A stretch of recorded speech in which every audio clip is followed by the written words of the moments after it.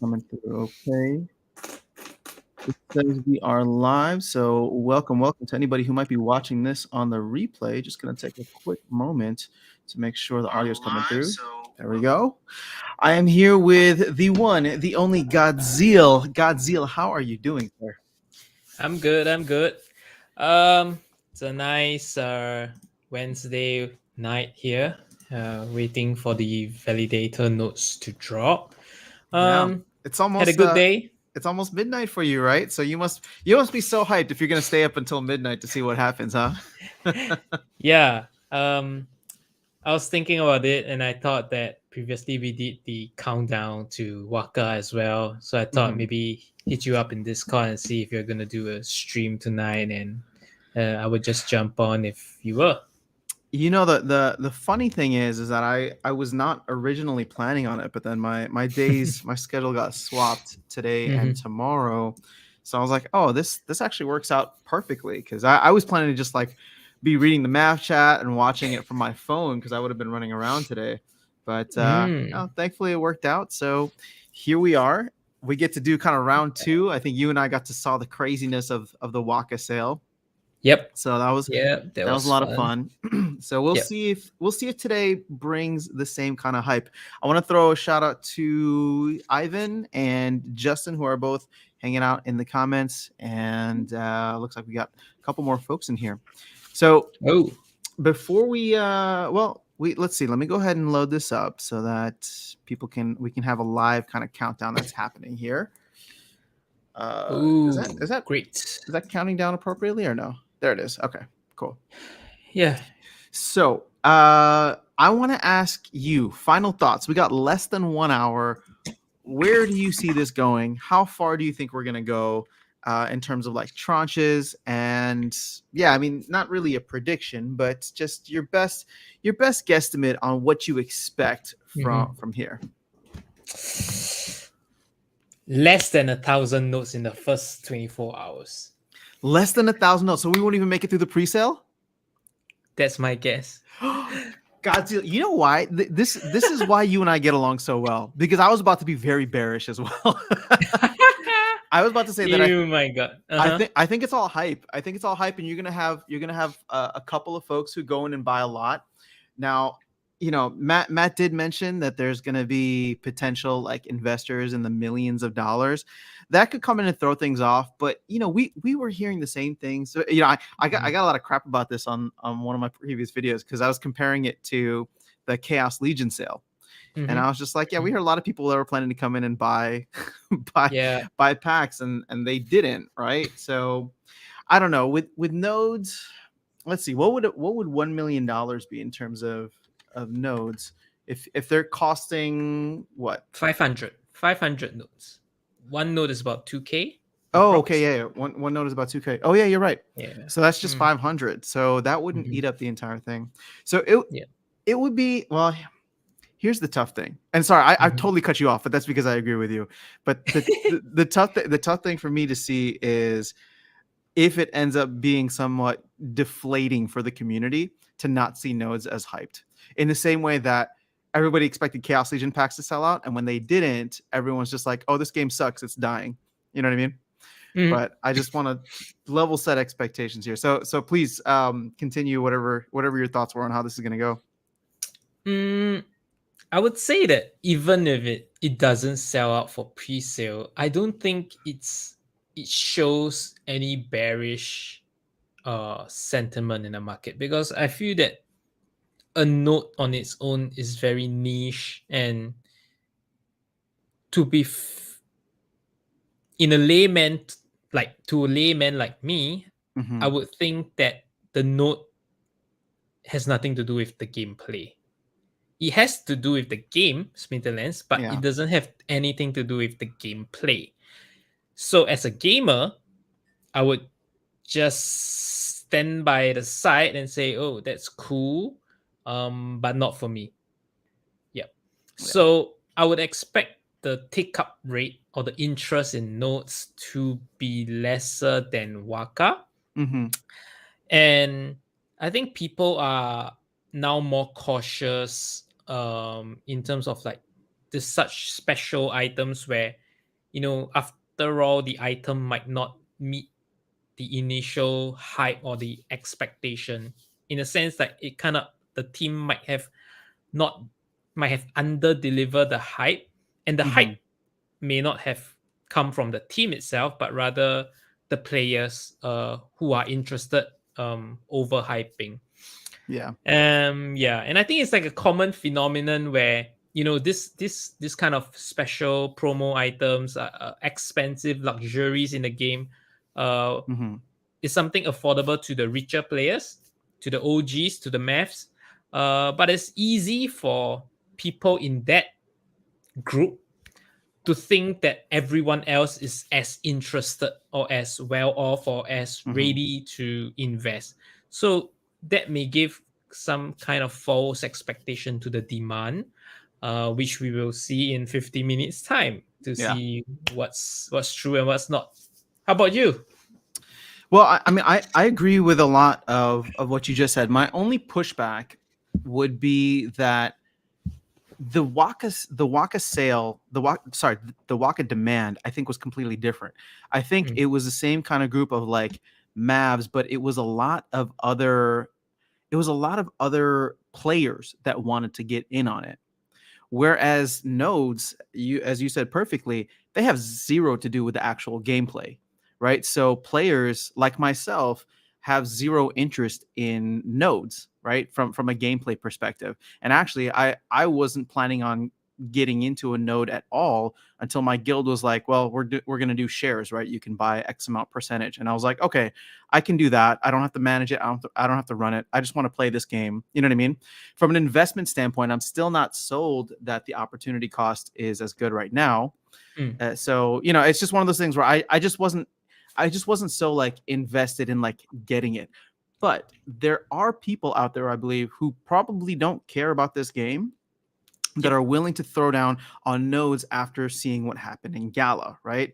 So if Mhm, you have people who are just kind of like tangentially following projects and they see during a down market that Splinterlands is doing a node sale, they may have nothing to do with the game, but they might be willing to come in and throw $2,000, right? And I'm talking about like high level investors, not your small measly fishes like the rest of us. This is like people who like invest for a living and they keep their ear to the ground. They don't care about the actual game product. They know that Splinterlands is doing cool things, and they know that mhm, Splinterlands has cool partnerships lined up, but they couldn't care less about anything else. They just want to get in on the node sale, whether that is to benefit off of the passive income that could come in the future with SPS, or to flip the nodes at a future date. So because yep. like think about it this way, you can buy the nodes for essentially under 2000 or about 2000 right now. As Mm, soon as the pre-sale sells out, price goes up to 3000, right? And you could essentially sell this for like 2500, 2800, and mm. walk away with almost what is this, 25 to, yeah, 25 25%. to 40% Mm, like profit, just like that. Now that is assuming that they sell out from the pre-sale, but I do think the pre-sale, I don't think is going to last months, but I don't think it's going to go crazy today either. Well, I mean, mm, we'll see. yep. It's the thing about nodes is I will be more interested or even be interested in it if the rewards and the airdrop starts tomorrow. Like starts the point where it starts. Yeah. That will make me interested. Because I can start seeing my ROI come in from investment point of view. But there are a couple of things in the game currently is at the buy and hold stage where you will have to be patient and wait. And the date is not a fixed date, it's a variable. Hmm. Like land, it could be 6 months, it could be 9 months, it could be a year, it could be 1.5 years pending, right? So notes is another thing that will come probably in quarter 4 of this year. Yeah. Maybe a 6 months wait. And that's also subject to change, right? And Hmm. that being said, if nodes, the more nodes that are in operation, then you receive less rewards. the lesser, the better for you, right? If you're running the node. So Mhm. the backup plan is to let's get voted by the SPS holders so that we can run a node. Maybe we can work on some marketing and PR to get people to vote for us, so that we can dip our legs in the water a bit. Oh, you to mean just like run a node without buying a license and then seeing Yeah, if you yeah, get the yeah. community Like get support? voted to the top. I don't know how many percent. Like if you trust me, if you Yeah, guys trust me. you know what's funny? Somebody was talking in Mav chat, and then they're like, "Who do we vote as like top validators?" And then they started listing like a bunch of like Mavs, and I mean, I was honored to be included in the list as like content Superstar. creators. Yeah. But you know what the thing is like, I don't know. This it reminds me of like high school, and I don't want to be involved in a in a Are you the popularity prom king? contest. Are you Yeah, prom king? no, not at all. Like I just don't even want to attend. Like I for me, it yeah, I have zero desire to like be trying to like fish around for votes and trying to to me that's just I'll let other people do that. I think they're going to be I think there's a lot of other folks that will be better at it than I will. But Mm-hmm, mm-hmm. if you decide to go for one, Godzilla, I will back you. And I'll have you on Oh, here. thank It'll you. be like a presidential candidate race where Yeah, I'll have yeah. you on and be like, please Vote for let us me. know how you would like to change the state of the game moving forward as a top validator. Sell us on it so people will vote for you. I will change the world. The Splinter verse. All right, let's take a quick moment here just to recognize all the folks Yep. in the chat. So Liberty's in the house. Games World live stream. Hello, Liberty. You are not late. Don't you worry. Tales from the Crypt Mancer. Ooh, we got another content creator, guys. Make sure you go check out Tales from the Crypt Mancer. Happy birthday. Why am I saying happy birthday? I was thinking of the Good Morning Boys and Ghouls intro that he usually does. Well, oh, so Tales from the Crypt Manager is asking, what happens to the game if day one we get to tranche level 2? Okay, so this is how I hedge my bets, right? Because like I can be very bearish and then I still benefit if it ends up being bullish. So if we end up getting to tranche 2, I mean that would be awesome. I think that they would show there's a lot of hype in the game, and I think that would probably create a lot more FOMO, not just for nodes, but I think people would realize there's a lot of eyes and there's a lot of money looking at this game now that wasn't there during the Chaos Legion launch. But what do you think? How can you steelman the opposing side argument where if we're both wrong and we sell not just through the pre-sale but through tranche 1 today, what would be your analysis of that? My first question that comes to mind is where is the money coming from? Um, and I would get a little bit worried in the sense that what's the concentration of the nodes looking like? Is it being bought by a group of rich individuals or corporations or organizations, or is it really diversified group of players in the spirit of decentralization, right? So if it's bought up like 1,000 nodes is being owned by a single person, it's also like a slap in the face to the entire project, don't you think so? Even if it sells. Mm-hmm. Because then what's the point, right? Like then it seems very against the whole idea of nodes of having nodes all over the world running, even if people even if the Splinterlands corporation or company is not in control, things can still go on, etc. So even if it sells out like hotcakes, then I'll be very interested, like who are the holders Ubon, yeah. and the background of them, and I think there will be a huge buzz. But if it's no well spread out, then I'll be wondering to myself like, oh, what have I been doing with my life? I need to work harder. I'll need to work harder. So Yeah. it's a lot of money, to be honest. It's a lot of money. It's $2,000. At the same time, if you were to buy a node, it means that there will be less capital going to other forms of Splinterlands asset. Because there's limited money, limited capital, everyone. A lot of money has gone to Chaos Legion, a lot of math has put money into Waka, and then now it's another $2,000 in notes, and then you have Rift watches coming is another sum of money.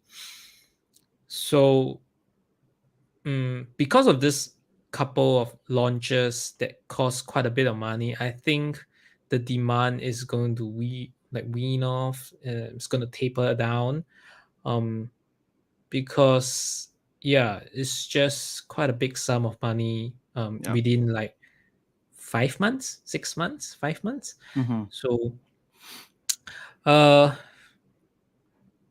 and SPS is cheap now. So I mean, I would be happy because the amount of SPS that will be burned will be pretty high, compared to if SPS is at a the token price is at a higher level. Hmm. So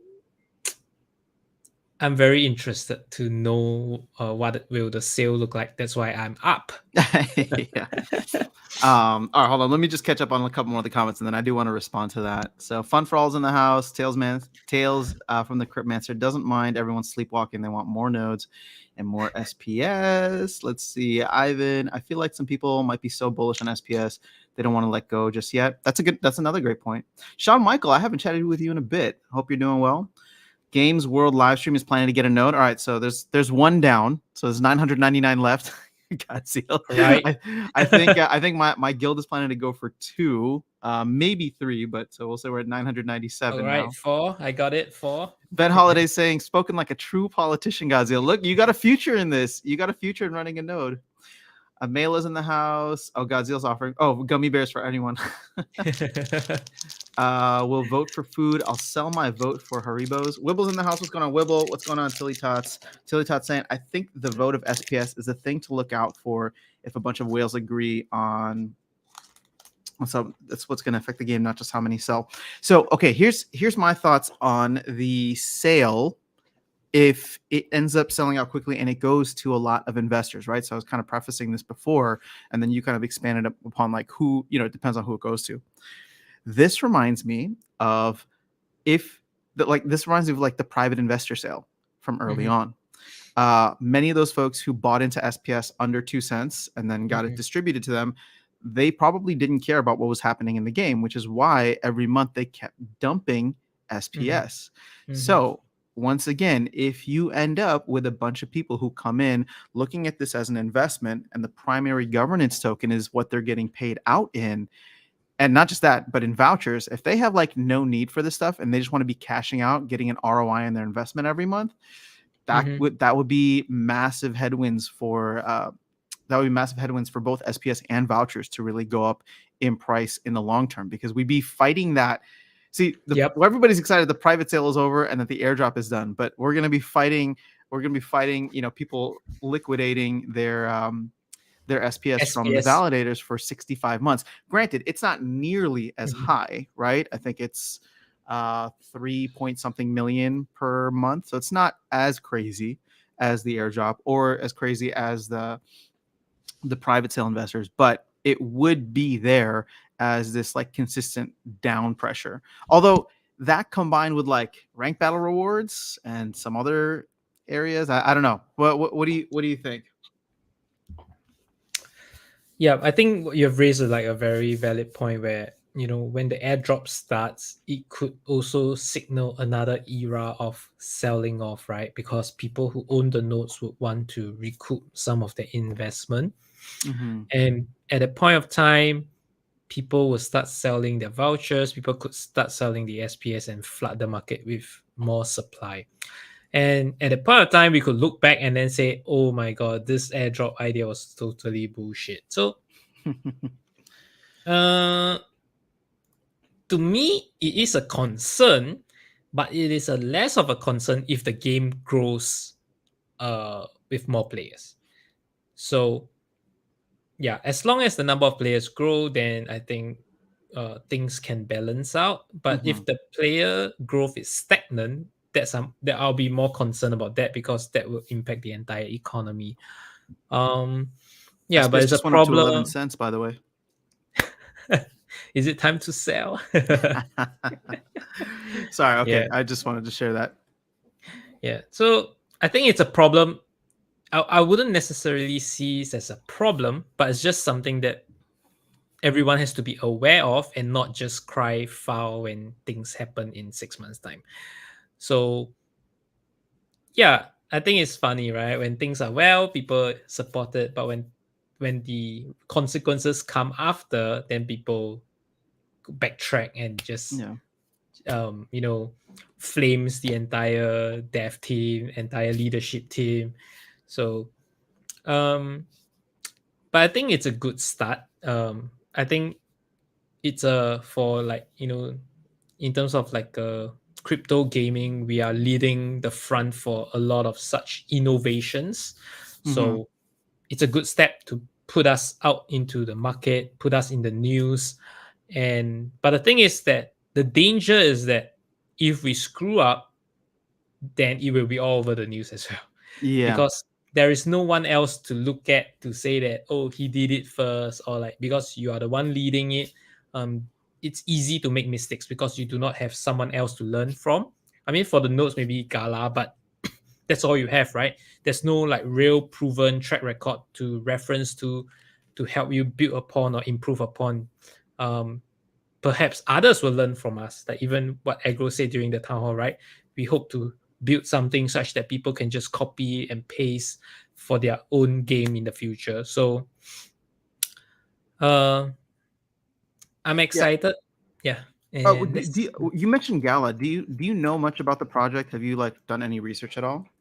no um my I ever just bought like a bit of Gala like on FTX last year when it was going up. But all I know is that there are like some game studio that they produce a lot of game. It's like a bit like Hmm. Steam on desktop on PC that has multiple games. But I bought some. It went up 30% and I sold. And then I never did.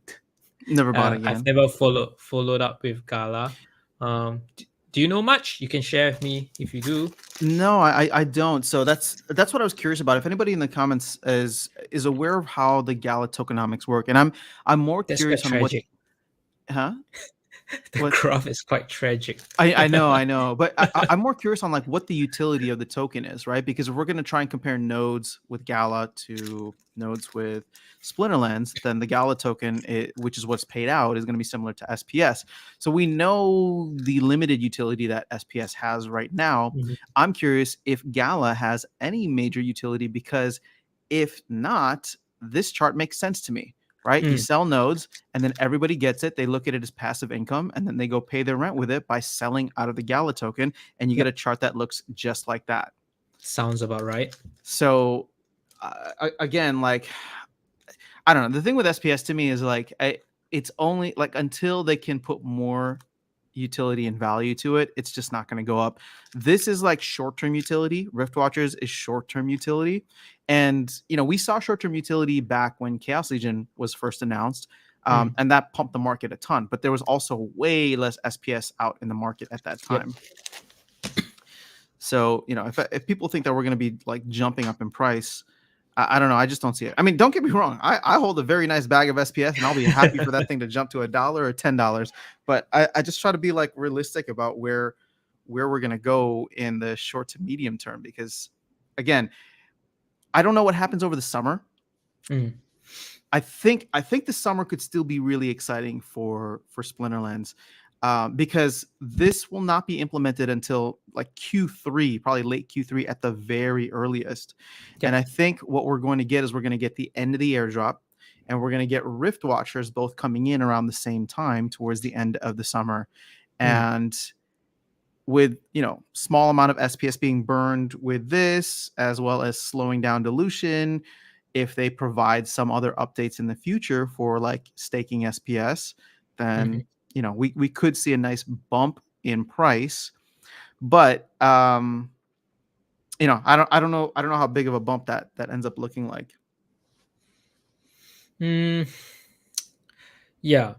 Right now, I'm not even thinking about SPS price going up. To be honest, like I have zero uh thoughts on it. I'm Hmm. just playing the game, buying more cards every day. Yeah. uh looking forward to the rewards change and all. And whatever SPS I have, I just treat it as like sunk cost. um I bought it when I felt like I needed it, to play some tournaments for Yeah. the APR. And since then, I've never thought or look at it in a way that, okay, if it goes to this price, I'm gonna sell. Like, Hmm. I think I've dropped that thought, and now I'm just gonna keep it, and it will just give me passive income in terms of vouchers. And I've been flipping a lot of vouchers recently. To date, actually, I've made about 800 US dollars from flipping of vouchers, which Wow, that's which awesome. yeah, which I've just recently reinvested in my cards. I've not cashed out anything. I just bought more cards and more cards because it's so fun, to play Yeah, with the better decks. And yeah, whatever passive I get, I reinvest in the game by buying cards that I like, that I would not have bought if I were to have to top up capital, right? But sure. because I just reinvest, it didn't felt painful at all. I just bought whatever cards I wanted to play with and to improve my deck. So yeah, this is how I'm enjoying the game right now, just to share with you guys. But doesn't mean that flipping vouchers is works all the time. Because with every new upcoming stuff, vouchers can go up, vouchers can go down. Everyone sees it differently. Some people say, oh, with notes, the base price is going to be $2, going to be $3, but I don't see it that way. So it's up to you, and the market will decide, and you will see how the market reacts. Hmm. How about you? What have you do? How about your bag of SPS? How do you Well, see it?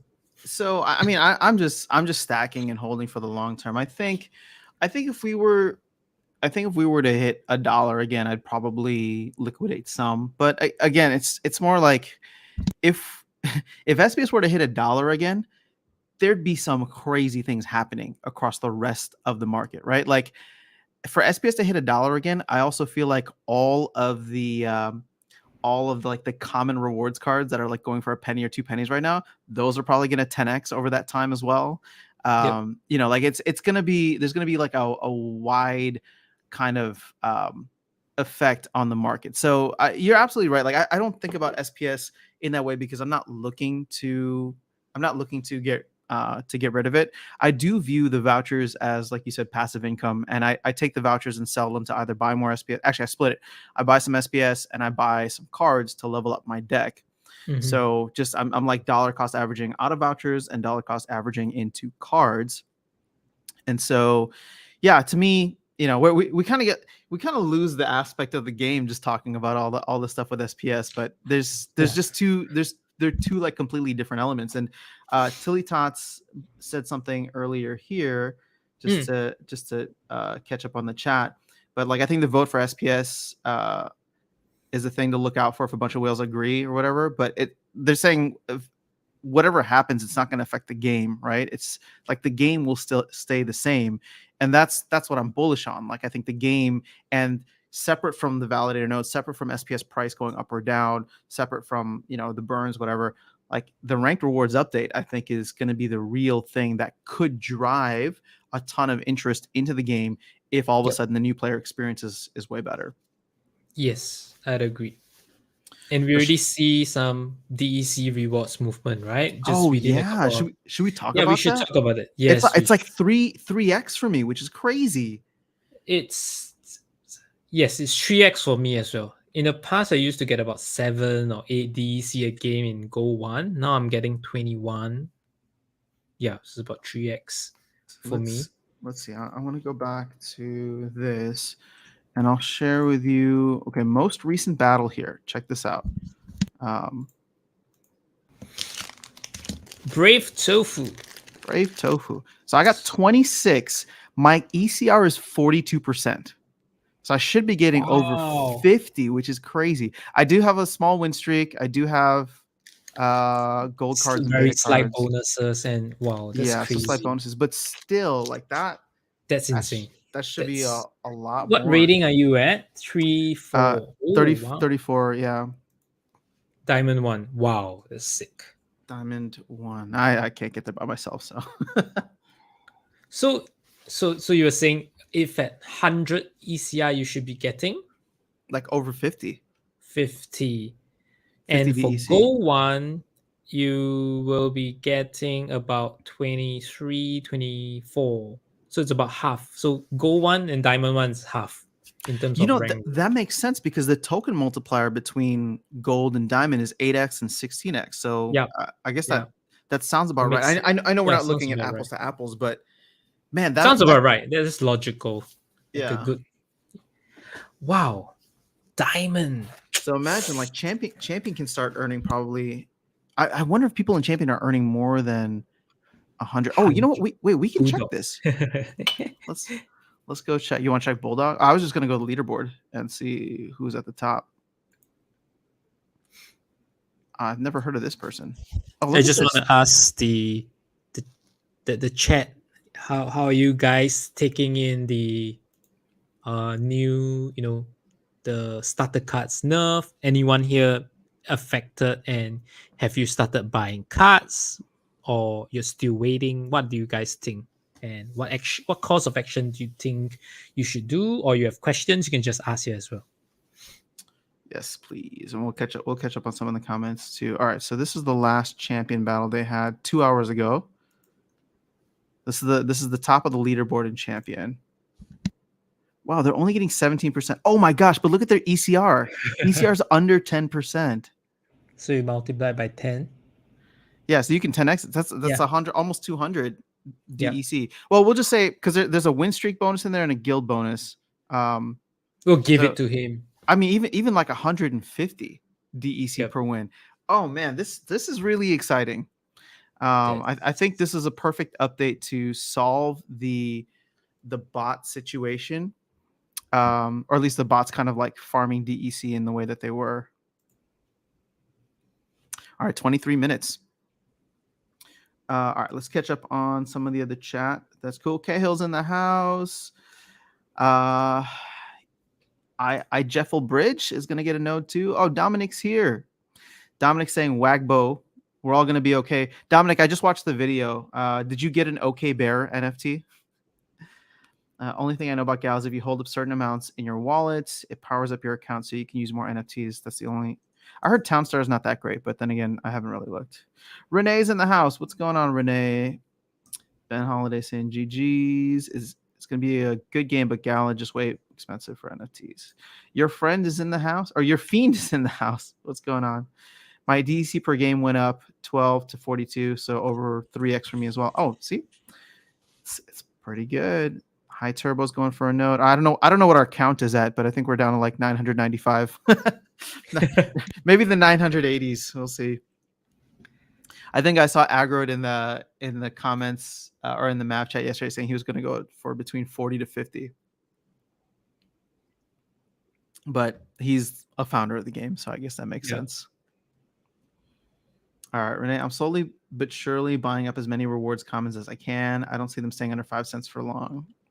I agree. I think those are some of the better options out there for investing. What do you think?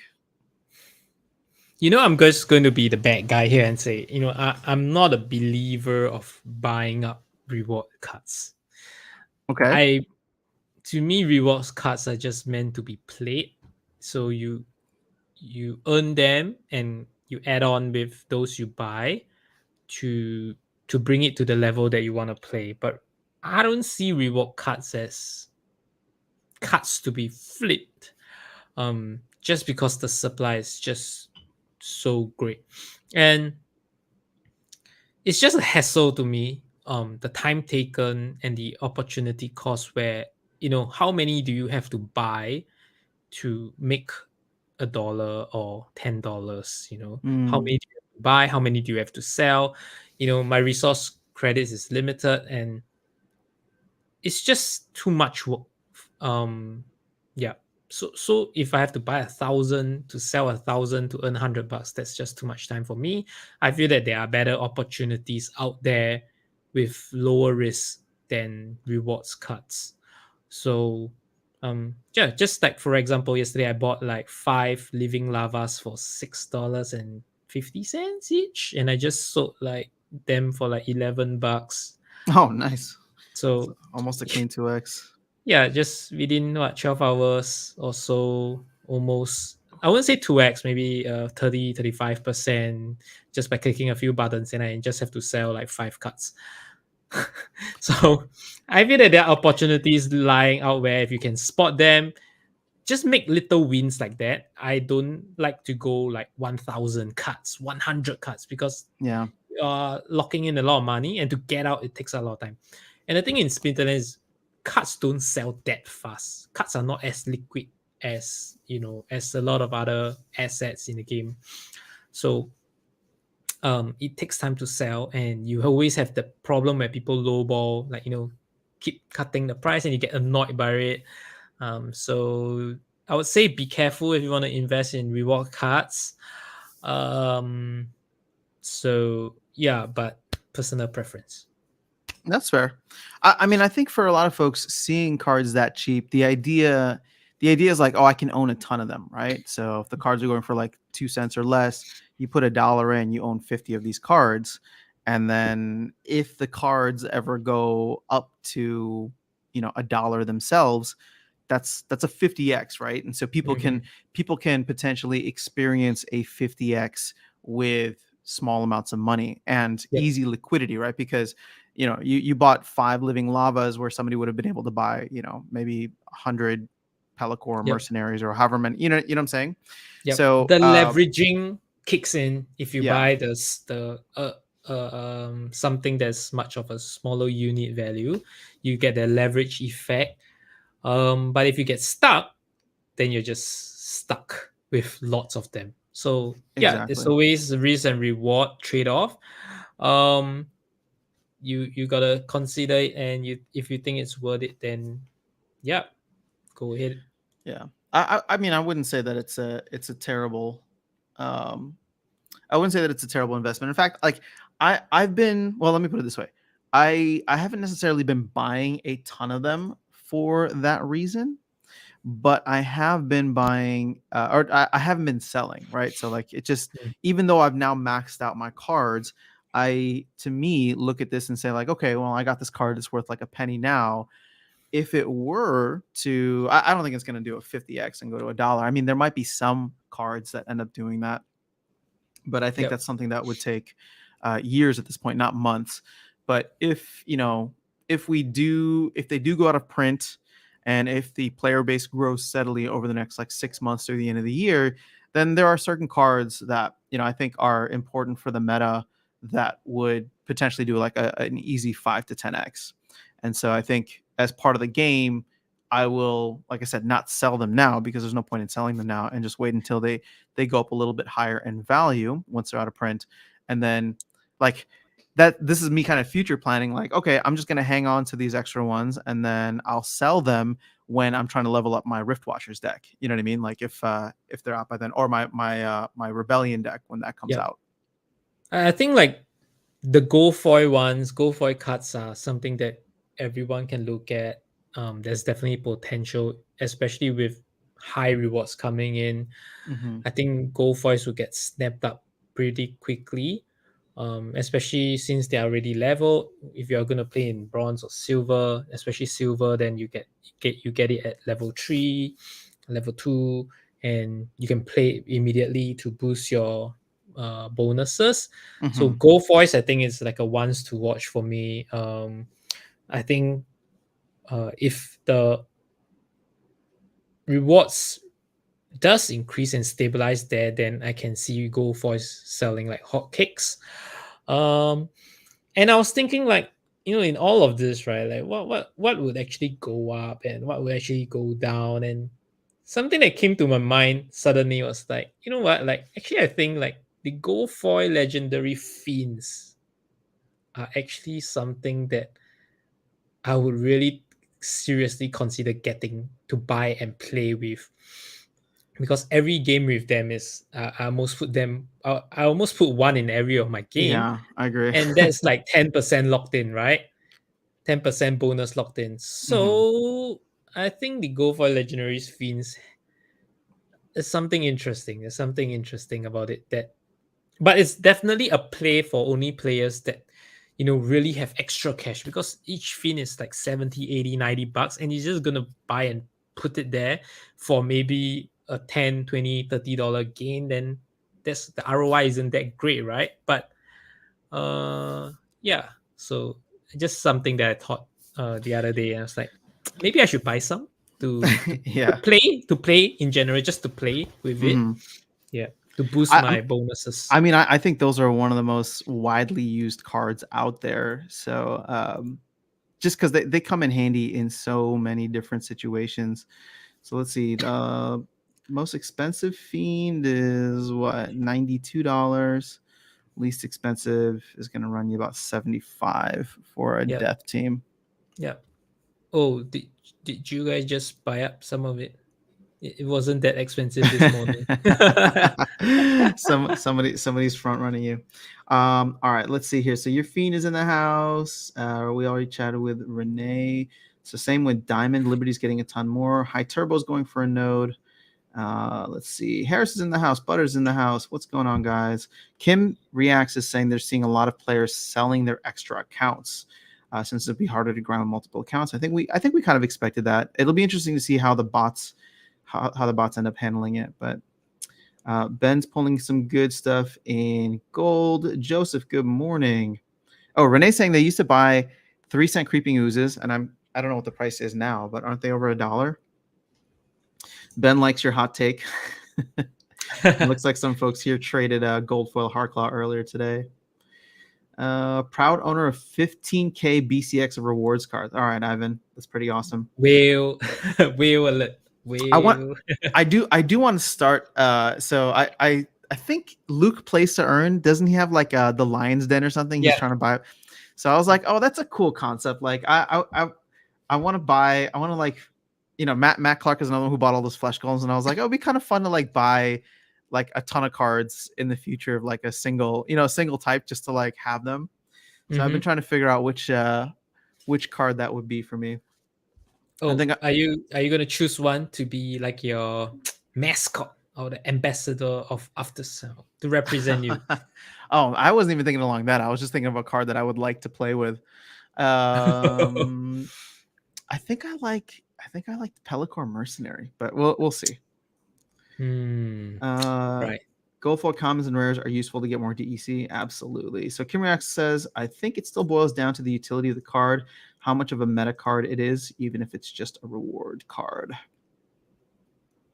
I agree. Fiend. All right. So it sounds like there's a Splinterlands official stream too. So if you guys want to jump over there, I'm probably just gonna catch the replay of that later. I don't know if I can figure I out how to think get it Bulldog is live here. streaming as well at Oh, Bullock 11:30. streaming. Should have started. Yeah, Okay.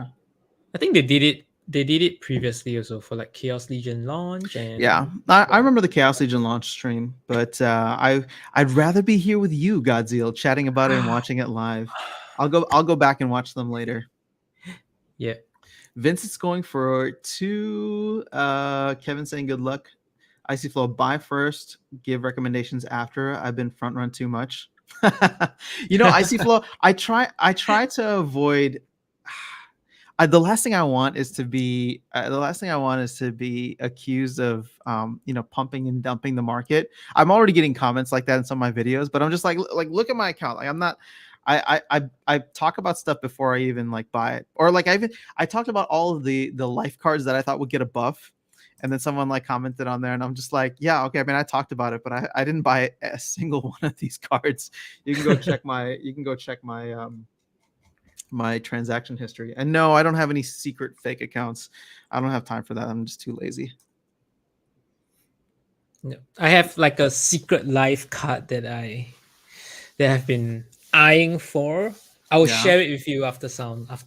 Afterwards. It's a Ooh. secret between us. We get the hype. Okay.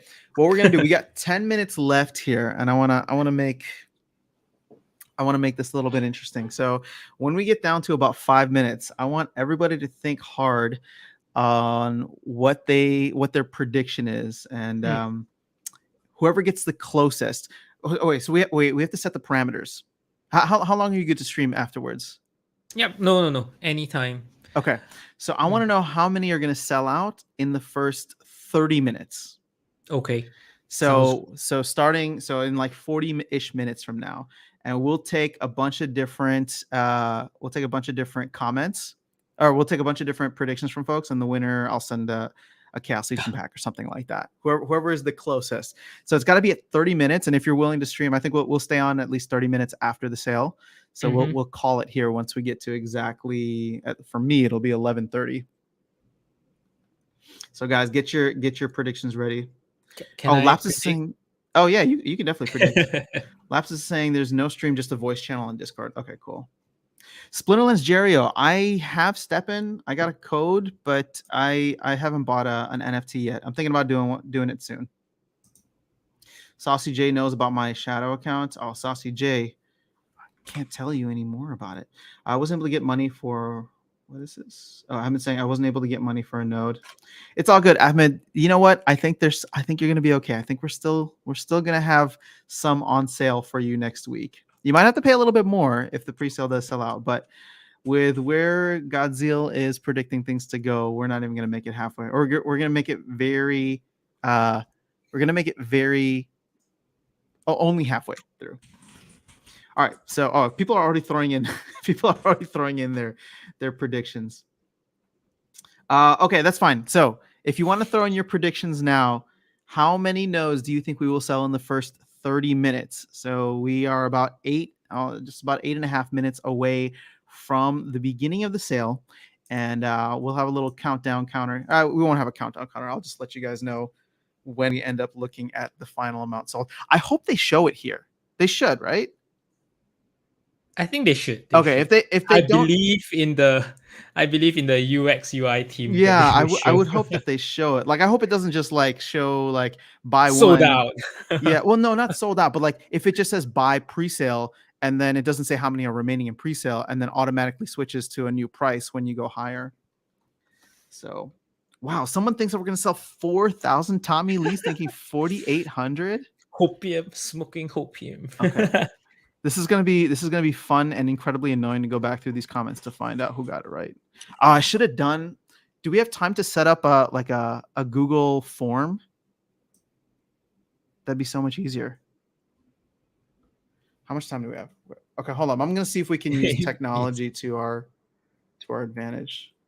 What's the Go? Come on! You got 8 minutes.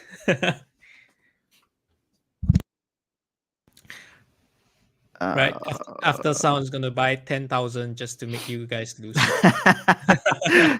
Just so I don't have to give someone a Chaos Legion pack, I'm gonna buy up a ton of them. I'm gonna buy the exact amount needed. All right, let's see. Start new form. I'm gonna see if I can create one. Okay, so guess. Let's see.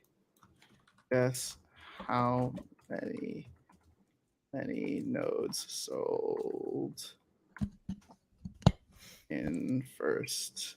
Wow, we have minutes. 62 viewers now. Oh, look at you guys that. are awesome. Hey, you guys, if you got any questions or what, you can just type in chat. Let's chat. Let's hang out. We want the stream to be more interactive rather than just me and After Sound trying to think so hard what to say. I don't know how to do this properly. I don't think I'm going to make it in time. Let's see. So start a new form. How do I change the type of form here? Okay, hold up. I'm gonna share my screen. We got 6 minutes, so I'm gonna see if I can share my screen on this. If you can walk me through it. Or actually, no, I won't share my screen. You can just chat with the folks if you don't mind. Oh, here we go. Multiple choice. No, I want short answer. Perfect. Okay. I'm really curious, like on the stream, like where are most of our viewers from?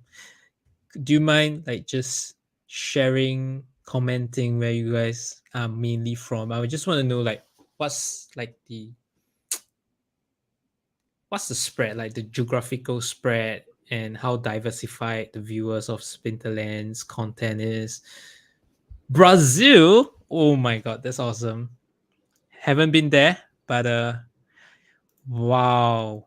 Canada, Indiana, Philippines. We we have covered the world in like 8 comments. Gosh. I'm from Singapore, by the way. So any Singapore players reach out to me on Discord. We are creating a Singapore Discord, so I'll add you guys in as well. Taiwan. Oh, Jiru, you're from Taiwan. 你好，你好。有中国的朋友吗？还是台湾的朋友吗？你们好。Wow, I've never heard you speak. That's pretty cool. How many languages do you know, Godziel? 2 officially, like Mandarin and English. Oh yeah, you have to be more multilingual. I think we have not Okay. really reached out to like the Chinese speaking community or countries for Splinterland. So I also hope to reach out to them in some way. Godziel, can I send you a link first and see if this works? Sure. So I'll try it. I don't know if this is the right thing, but see if that ends up. If you can put a guess in there. All right, submitted. All right. Oh, perfect. I got a response already. Okay. So, guys, here's how we're gonna do. We're gonna use technology, so we don't have to like dig back through all the comments. Appreciate the patience, everyone. We have exactly 3 minutes. So here, you guys have 3 minutes to get everything in. I know you're gonna have to leave the stream. I'm sorry about that. But there is the link. I hope that it works for you. Yeah. If We're doing this work, for fun. Don't get angry at us. yeah. This is just for a free Chaos Legion pack if you get it right. So you need your IGN and the number, whatever number guess. Yep. Submit your IGN and number of notes. Yeah. Don't forget. And but people are not putting their IGNs. Okay, there's an IGN. IGN and number of notes. Okay. Fair play, guys. Oh, don't perfect. Spam. So I will accept responses up until we get to the point. All right, cool. People are throwing in their IGNs and stuff. People are just throwing in a bunch of random numbers. Well, that's fine. I mean, if you get it right, but you don't have if you don't get it right, but you don't have your name in there, then is what it is. Oh, I wouldn't be able to sort this either. All right, so we got 2.5 minutes roughly left remaining. So throw in your best guess. Again, it's not, it won't be perfect, but we're trying to lay out the rules here. So you have 2 minutes until I'm going to close responses, and then we'll go from there. Yep, let's have some fun. Amazing. Yep. I also appreciate that you guys shared the stream with your friends, your guildmates, with whatever Discord you're in, and then we can invite more people to come on, and then we can have more fun, more giveaways, and just chill. For sure. Yeah, we got quite a few people here, so I just want to thank everyone for being here and spending your morning, afternoon, evening with us. We're gonna try and make it fun with little things like this. Yeah, like huge appreciation to those who are in like Southeast Asia. It's like midnight here, or even staying up late. Yeah, staying up late, joining us. Like, awesome. So, love you guys. All right, we have 47 responses. 49. They keep going up. A lot of these are bogus responses because a lot of the first ones were not in there. Godziel, did you enter in? Oh no! Make sure you give an official thing there. I'm so glad we did this. If I had to scroll back through the comments, it would have been a nightmare.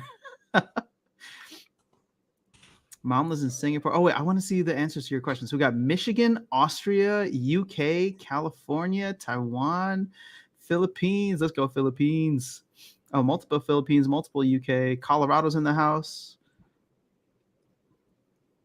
This is amazing. I really hope that I know Splinter Fest is happening here in the US, but I really hope that they can like build it up into like multiple events around the world.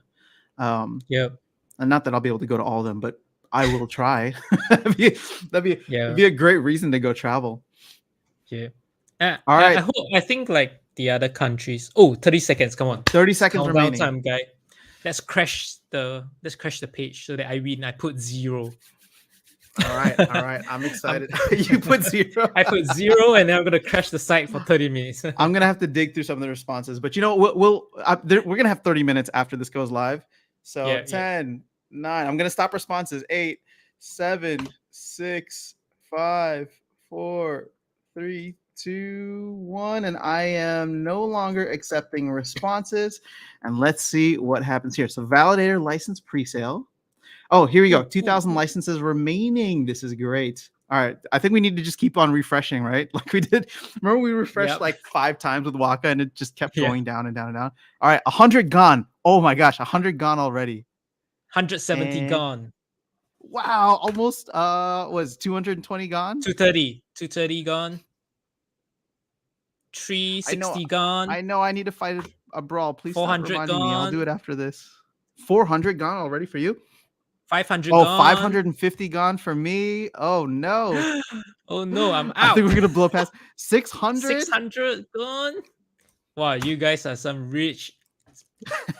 650. 700. 710-ish. Yeah. Go, go, go, go, go, go, go. I think we're Buy, gonna buy. 775. You guys are some rich. 820. Yeah, there's a lot of people coming in and buying up. Wow, this is crazy. Buy. 875. Can I resubmit? Gosh. 900 gone. Godziel, I think we're both gonna be so wrong from this. Oh no. All right, here we go. 1,000, pretty much 1,000 done. So we just blew past. All of our bearishness was incorrect. 1 minute. 1 minute. 50. 1 minute. In 1 minute, right? one Oh my minute. gosh, it's only been 1 minute. 1,100. You guys are crazy. This is mad. 1,150. 1,002. This is insane. Well, I guess we know that you got to buy into the hype now, I guess. 700 or sorry, not 700. This is 1,250 at this point. 1,002. Well, now the question is, I see it slowing down a little bit. Are we going to sell through the pre-sale? Would I guess be the next major thing? Is it slowing down after the first minute? I've refreshed 3 times and we're still in 700. Yeah, okay. We only sold 2 between refreshes, so. Right, let me buy 700 then. Oh wait, we just jumped up like 13. Well, people are still going to be buying. Oof. Because it's just as quickly as they can refresh. So we're already down over 1,300, almost at 1,350. I guess I got to work harder at. Why did it log me out? That's weird. 1 validator, no license. Oh. How many of you guys here bought? If you guys bought like 1 node, can you just type 1? I just want to have a sense like how many of our viewers just bought. Like, all right, hold on. I'm gonna stop refreshing for a bit. I just want to see what the comments are. Congrats, guys! Like those who really wanted to buy one and you managed to buy one. So happy for you. Yeah, you guys are really the, pillar. I would say pillar of the game. Yeah. When this thing starts, you guys are indeed the pillar. I mean, I hope you don't buy to sell. Yeah. Well, we're almost at 1,500 now. And like looking at our viewers from all over the world, it just means that we have validators all over the world, 24/7. Exactly. Yeah. That's just the dream, I guess. So if the U.S. government ever decides to do something funky, just move out of the U.S. All right, let's see here. Hold up, give me 1 second. I'll be right back. He's going to buy them up. All right, it's the Godziel show right now. Happy that you guys are on the stream with me. We have managed to kick After Sound out of the stream. That was the plan all along. All right. We are at, well, we got 78 people here. This is crazy. Expand the website APA. We'll put a 30 time limit. Oh, is that just what happened to me? No. 406 remaining. So we're at 1,600. 1,600 sold so far. Wait, I think we'll sell out within the first 30 minutes. I think so. Part of me wants to actually, so it's cost 9,000 SPS. Well, okay, hold up. Let's also check in on prices on Hive. Was there a spike in SPS prices? Does the I price change? Has the Oh, price look, changed? That voucher prices are dumping now. They're Ooh. down 12%. People just got rid of a bunch of them. Actually, I want to know who got rid of them. Who's dumping the market? Now we can tell. Time to buy. Convict sold like 300 of them. 320 left. I'm still looking at it. So I'll update you guys. 320. I do want to see this switch. So I guess I am cheering for it to. I just want to see how smooth the transition is to tranche one. I think it's a big win for the team if they sell out the pre-sale. Just the pre-sale itself, I think it's a big win. Like, I didn't expect. I'm sorry. I apologize for being bearish. I'll learn my lesson. But I think it's a big win, and as a player, I am stunned. Like, it's just $2 million if you think about it. $2 million That was just spent in here. 1 minute. You guys are amazing. Yeah. Crazy. Amazing. So what I'm happy about is for the team to be able to, like, this can be a nice talking point for the team. Yeah, I think from a marketing standpoint, like, in the same way that they talked about like Waka, right? Granted, the second half of Waka, but we can all ignore that. This is another like high point for them to see just how many were sold out. Because here's the thing, I think the expectations were too high for Chaos Legion, but for them to sell like what 2 million packs, 3 million packs on the first day, that was crazy. So I just got kicked out of the game. You got kicked out of the game as well, right? I've been logged out for a bit. Yep, I've been logged out as well. Anyone logged out as well? What's going on? I think Icy Float said if we refresh too much, if you spam the website, the API will put a 30-minute time limit, something like that, or timeout. 30 minutes? What? All right, let's refresh this again. So we are now 6 minutes in. 7 minutes in. I'm gonna put a timer on my phone so that we know exactly when to check the total number. So it's going to be about 22 minutes from now. Yeah, I'll just do 22 minutes. All right. So hasn't really slowed down yet. I said slowed down around 700, and all of a sudden we dropped another 600. So here we go. You know what's going to be fun about this in like 5 years, Godziel, is the fact that you and I are going to have these videos to go back and see like, oh, we were there. We actually were there whenever this happened. and are shocked both times. Yeah, we're wrong. So wrong. We got it so wrong. Never learn your lesson. No. Maybe on the next promo card release, we'll see. I'll be more bullish the next time. I'm sorry.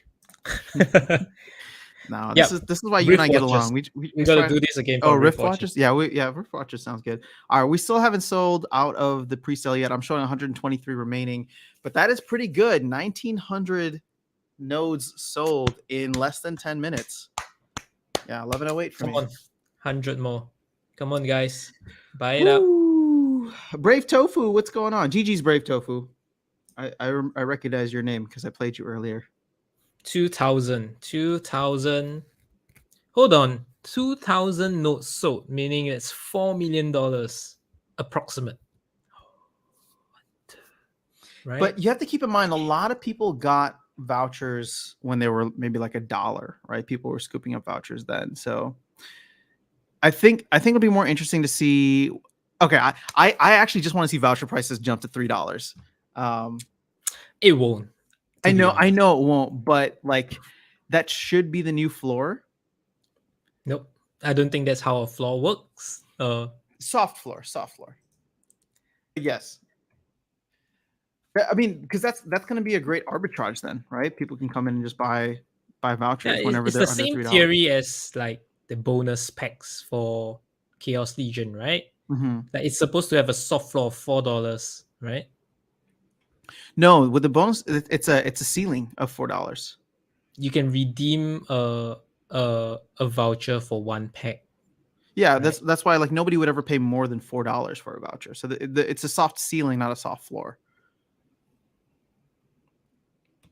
So it's All right. it's the same theory as the notes one. Sure. I mean, we haven't been anywhere near up there, Yeah. but yeah.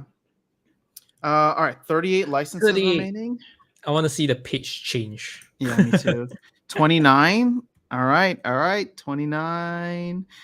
26. This may be the last time. So I wonder I what it's can't gonna even say. afford a level 6 carrier, and people are buying notes like freebies, guys. I know. I 19 guess I'll just remaining. eat my gummy bear and Just enjoy encourage your gummy myself. bear and don't worry, we'll get there one day, right? Yeah. Did your guild not want to like pool together for nodes, or was it just you weren't interested at all? I think like the my guild is like we are not at the stage where we are able to pool monetary resources Okay, yet. I that's think fair. I still need about 6 months to a year before we reach the stage of consolidating funds. Yeah. Do you Yeah. have do you have a good group there of people that you know? Yes, my Okay, friends, that's real good. life Yeah. friends. Oh, that's Um, that's awesome. Okay, cool.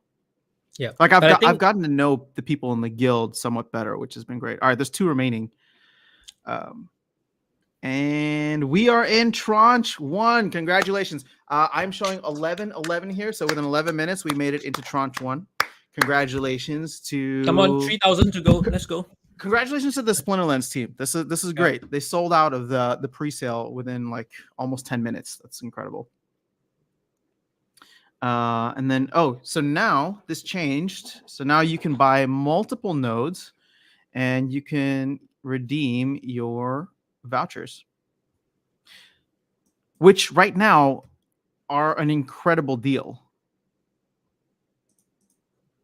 Like I'm if just you going aren't, over to Discord to congratulate the team as well as Agro. I think they deserve are you in the map chat? math chat as well Why as am I the getting? official announcement. I think they Oh, okay. deserves a PATB, a pat on the back. There you go. Aggroed. He POTB. said sold out of pre-sale in 10 minutes, but I have video evidence that it was 11 minutes. All right, let's see here if the sales are still picking up. Wow, Chatter just shared the amount of SPS burn as well. You can show up. Do you have Discord on Yeah, the desktop? let me Yeah. open it up on this computer. I don't have it open right now. But that would 18 definitely be million SPS burned. 18 million SPS burned. I mean, it sounds like a lot, but it's not. Yeah. Not gonna lie, it's not a lot, but Not a lot at all. it's burned forever, at least, like Yeah. yeah, period. Like woot woot. Okay. Yeah, man, the burning will just continue, right? Like as more notes are being sold. So um I just feel that the crypto community is like extremely sensitive to the word burning and burning of tokens. It's like They just burning equals love it. Yeah. price up appreciation. It's just yeah, it's just a very sensitive word. So Yeah. it's good. Good. All right, here. I have this open now. All right, cool. Let me change the screen that I'm sharing so folks can see what we are looking at. Stop screen share. Ba-ba-ba-ba. The official announcement page. So here we go. Here's Agrode's message. I guess I'm just gonna congratulate him across the board. There you go. And then Chatter saying we burned 18 million SPS. That's crazy. All right, hold on. I wanna catch up on some of the chat here. We won't be able to address everyone, but appreciate you guys sticking around. I definitely want to know what people's thoughts are here. What did vouchers spike to? I don't know. Icy Flows Neil's calling for $6 vouchers. I don't think we're there yet. We're selling quite slow on the thing now. Let me do another refresh. We've only sold 11 so far, and now, yeah, we've only sold 17 in tranche one. I think everyone's going to slow down tranche one and probably buy a ton of vouchers. Let's actually see what voucher prices are at. Nope, vouchers are down. So I think we've hit our max. People are starting to get tapped out. I don't have any more vouchers. You saw them all? Yeah, I sold them all last week.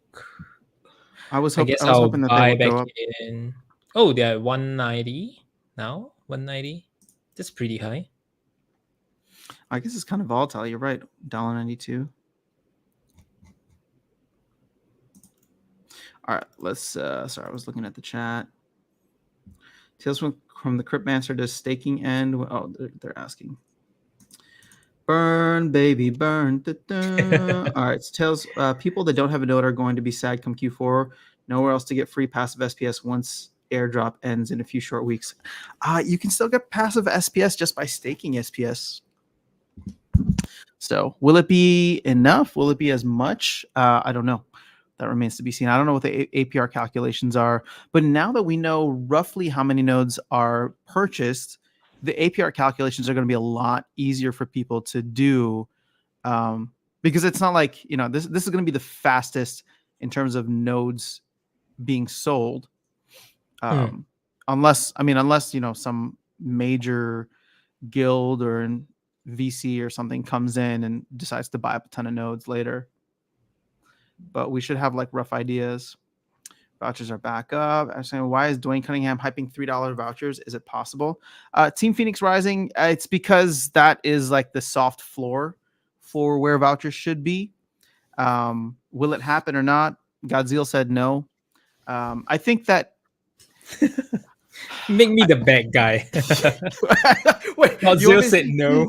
You want me to rewind the video? I was just trying to say that you and I probably have different opinions on this. So they should. Well, Team Phoenix Rising, you should do your own research anyway. But Godzilla and I have different opinions on it. The thing is, I don't think that you're wrong, Godzilla. I think that like if there is a demand for nodes, then yes, the floor will be there. Yep. But the demand is gone now. The demand is up.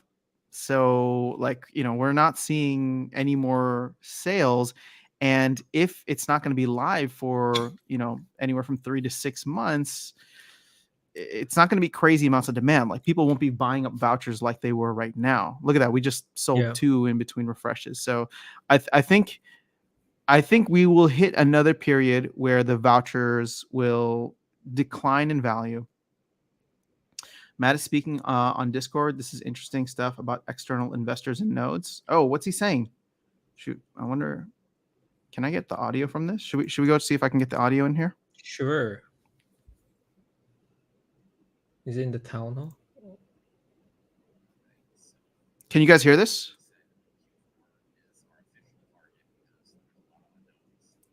Very soft. Oh. All right, guys, let me know if you can hear what's being said. I'll stop talking.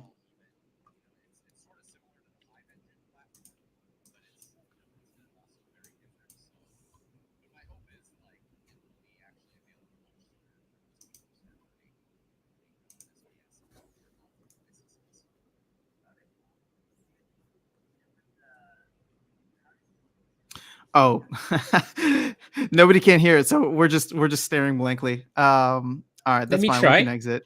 Yeah, after we're running it on our production systems, does it work? Then it's going well. I can hear for it. a little while. Are you just playing it into your Then we just computer? release the code and let everyone start running. Play it. But my guess is there will still be some bugs and things, so there won't be, the consensus will still be what our node says. What our database says will still be the consensus at that point. And then once we hopefully iron out the bugs and everyone's kind of staying in sync with everything, then we turn the consensus over to elected validators. So then, you'll also be able to, when this is live, you'll also be able to vote for accounts that are running the validators to there's, if they're not producing blocks, but they're validating the blocks. Awesome. Thanks, Matt. That'd be awesome. I can't wait to. I know a lot of people will be excited when we actually get it put in their hands, even if it's in a test node state. That'll be pretty exciting. Wow, Cryptomancer I wanted to mention this. Cryptomancer just dropped the rich list for node licenses. Now I'm like trying to stare at this huge JSON blob. Thanks, Crypto. I'm sure somebody in the community will quickly turn this into a website, but pretty crazy to see. Let's see. Somebody has, I'm just looking at this rich list. Somebody has 179 node licenses. 179. The next person Holy down crap. has 76, 50, 44. Wow, there's some. Yeah. Yeah, wow, that's crazy, guys. Yeah. It's exciting to see. That is amazing. Oh man, I'm seeing These some. use JSON Pretty Fire. I don't even know who these people are. Oh man, right? Yours truly. That's what I did. I threw it in a JSON formatter so I could understand what's going on. But man, 179. Someone snagged 179 pre-sale licenses today. What's the value of that? 179 times 2,000. And look at the tranche one. This is tranche 2, or is this tranche 1? Matt, was pre-sale tranche 1? Somebody just dropped 350 grand on licenses. Tranche 1 is after the pre-sale, so the pre-sale is tranche 0. Okay, so tranche 1 right now, we're already at 2869.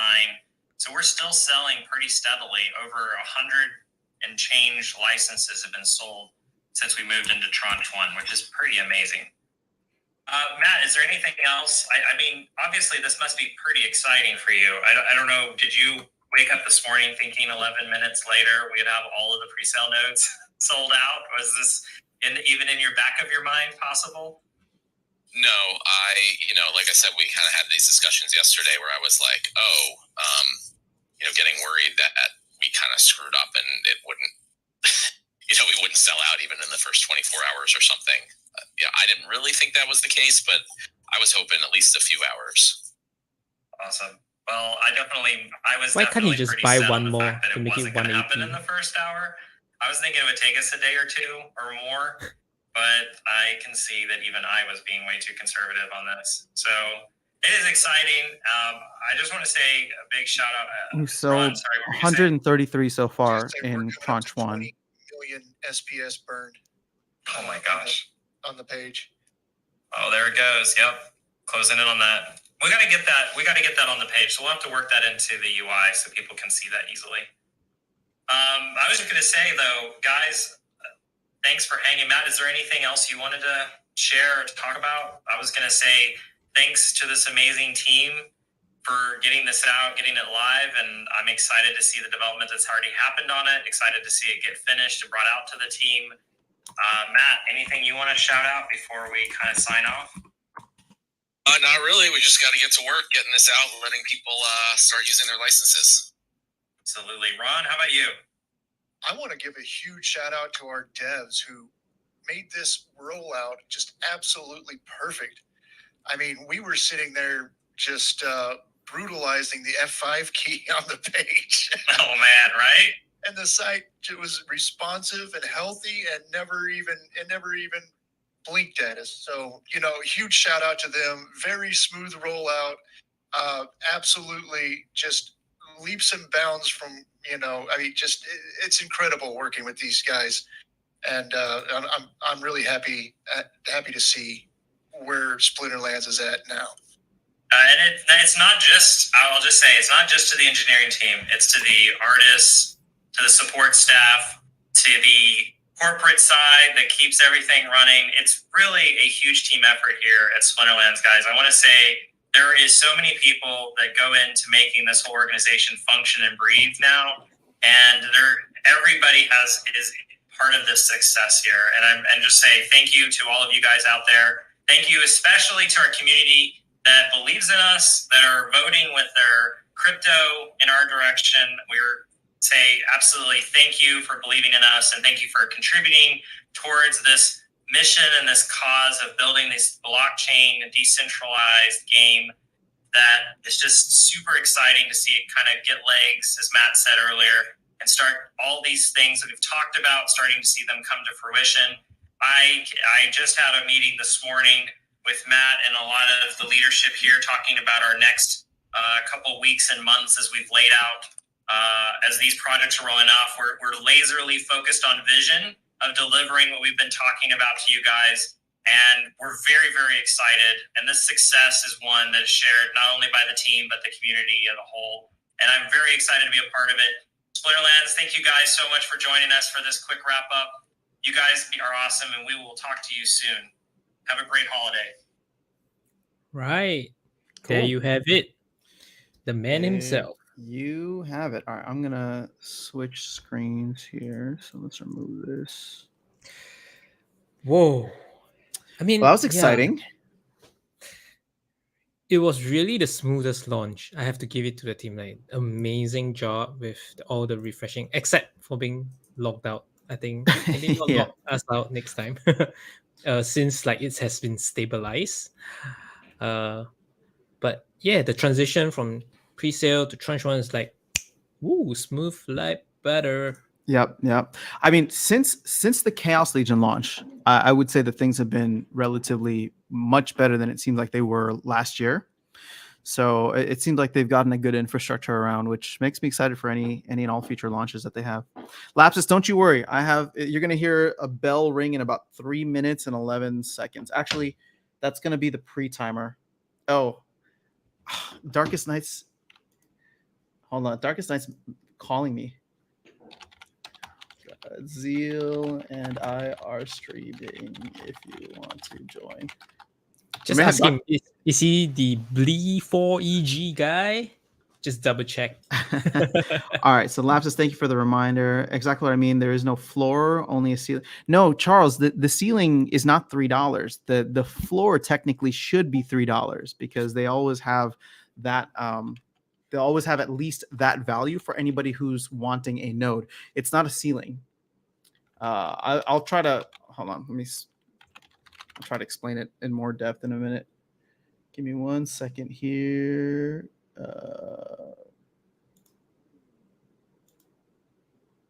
Let me just share this with Darkestnyte so we can get him on too. We have so many comments. Like, yep. Yeah. I think your firm prediction might win the predictions, or your fiend. All right. So how many nodes are there? So there's going to be 60,000 total nodes. And we have 2.5 minutes remaining. I wish I could show you. Oh, I want to use like the world clock here. Do I have a world clock? No, that sucks. All right, never mind. All right, so actually let's see where we are at right now. Ooh, can't take that call yet. I'll call them back. 28.56 remaining. If Rift Watcher is still only going to be purchasable with vouchers. Well, we don't know yet, but vouchers are definitely going to be involved in one way or another. It's going to be purchasable only in SPS, so we do know that. But in terms of vouchers, we don't know what the usage will be. I would expect there to be a small pre-sale. I don't know if it's going to be like 10%, like 300,000 packs or whatever, that will require vouchers and maybe require multiple vouchers depending on the value. But I can't see the entire thing being vouchers. I just think Agrod's going to lose that battle. No, it's not possible because the vouchers would be so expensive that makes the Rift Watcher specs so expensive. Yeah. So it will not be healthy for the launch. So I would say max 50%. That's a fair number. Max 50%, because vouchers should be a tool to give you early access. It shouldn't be a tool that blocks off new players from participating. Yeah. That would not be healthy for the ecosystem. So I'm not, even as a math, I don't agree with 100% for sure. Like 50 or less. All right, there we go. We got 35 seconds left. I'm going to use, I don't know if you can see my watch, but I'm going to wait until the world clock hits actually down. So, you know what, Charles, I guess I understand what you're saying, but the idea in the future is that vouchers won't just be for nodes, right? There'll be other utility there, which could drive the price much higher, at which point people wouldn't bother with vouchers, right? We're looking at people who want a node that don't have vouchers already, right? So the idea is like, do I buy a voucher for the discount or do I not? All right, so 3, 2, 1. This is the final refresh that I'm going to do for our guests. And we have 2854. So I'm just going to bust out the calculator and make sure that I'm doing this right. 3,000 minus 2854 plus 2,000 means that we sold 2,146 in the first 30 minutes. Darkestnyte, what's going on, Darkestnyte? Have you ever sir. seen? Hey, how's it going? Have you ever seen anything like this? No, not at all. It's kind of crazy. So yeah, I wasn't planning on streaming now. I was supposed to be busy all day today, but then my schedule got flipped and Godziel hit me up and we're like, yeah, you know what? Might as well jump in. And I'm blowing you up on your cell phone. Well, when you called, I was like, oh, he must be free. Like, come through. Yes, because I never call, right? So well, okay. So here's the deal. We did a little bit of a prediction game and guess within the first 30 minutes of how many would be sold. The final number was 2,146. I'm gonna go through the responses, and while I do that, Darkestnyte, we would love to hear your thoughts on everything because we've been talking about it already. So yeah, it's crazy. The floor is yours. Feel free to share. Yeah, I mean, just a whole lot. Other than to say it was crazy. That's the first thing. I predicted that they would all sell out, so I put 2,000 right in the contest. But I said I thought that was the max. But what I didn't realize is that it would automatically go to the next tranche. Right? I thought there would be a timeout, right? Like there would be like another week or something like that. No, we moved it immediately at a pre-sale into a general sale, and it's going to keep going. Yeah. Definitely. So that was super surprising. So I don't know what's going to happen to SPS price, but this is amazing, right? And what's interesting is Bitcoin keeps going down, but SPS keeps going up, and I'm like I guess we could have expected that, right? So, well, if we can decouple appropriately, I think that'd be awesome. So we've seen it in the past before, and we're definitely seeing it now. I think once the hype from this dies down a little bit, we'll start to follow Bitcoin a little more. But it's good to see that when cool things happen in the community or in the space, that the price can pump on its own and do its own thing. Right. So I think what we're seeing in the beginning in the crypto space is tokens and coins with utility really benefit from having utility. Things without utility are open to how people feel about it, right? But when something has utility and provides value, then it's a much better, I'm going to use the word investment, a much better investment, right? What we've said as a community is that we have faith in the team. We have faith in where Splinterlands is going, and we're going to put our money where our mouth is. And I really think that the team is doing the same thing, right? For them, and they have money. They could have easily, checked out long ago and just said, "Hey, here's your game," and we're done, right? But what they're continuing to do is to build a future, and we are saying that we want to participate in that future. Yeah, that's literally what we've done today. And the best reminder, or a good reminder at this point in time is Splinterlands as a company, in terms of revenue, got $0 out of everything that just happened. There's more than $2 million worth of value that was just purchased, and they got zero of it because it all went to the DAO, which in the future the community has what's that called? Access over, or decision-making power over, and the rest of it got burned. Governance, yeah, they have the governance over it, yeah. So yeah, and if you bought one, right, the value jumped by 50%, right, when we moved to the next tranche, right? So yeah, you instantly made 50%, and it looks like they're still selling quite a bit. All right, I have the winner here. So the total number sold was 2146. And the closest that we had was your fiend at 2128. So they were just 18 away from the amount. So well Wow. done, your fiend. I'm going to send you a pack right now. And then we can go through and refresh this page. So here's the question, right? Where will we be in 24 hours, right? 24 hours from when we started, will we be in another tranche at the rate that we're going right now? Is this another contest? Oh, well, maybe, right. But hey, I'll throw a pack in for that. So I mean, but the reality is, how far will this thing go? Will it show any signs of slowing down? Right. So Godzilla, did you get one? No, I didn't.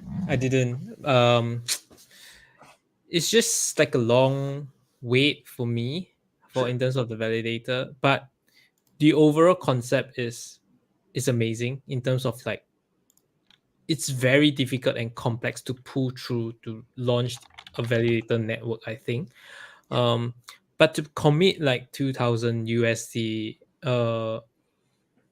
wasn't for me. I think I would rather like buy more cards or hold back and see where this validator goes. And I think that if in the long run, if it's going to work out, then I can get it maybe slightly later. And yeah. So I don't know if Aftersound told you what was going on in our guild Discord at the last minute. So up until 20 minutes before the sale, I wasn't convinced that I wanted to get one. Like, we have a pool, right? So we were doing a pool, but did I want one for myself? And literally 20 minutes in, when they were talking on the live stream about people that were waiting till the last minute, I literally said in Discord, hey, they're talking about me, because we had SPS and vouchers flying everywhere, right? Yep. To make sure that I was ready to purchase it. So, and I'm glad I did, right? Like, we're actually planning to run the validators, right? We're actually going to do that. So yeah, it's I think it's, how many total did we get, Darkestnyte? I'll tell you in a second. 179. It looks like so the one I got, I think, lots of high-fiving. So hold on. 1, 2, 3, 4, 7. Oh, we got 7? I thought we only got 4. Okay. Yeah. So yeah, one person bought 2. I bought 1.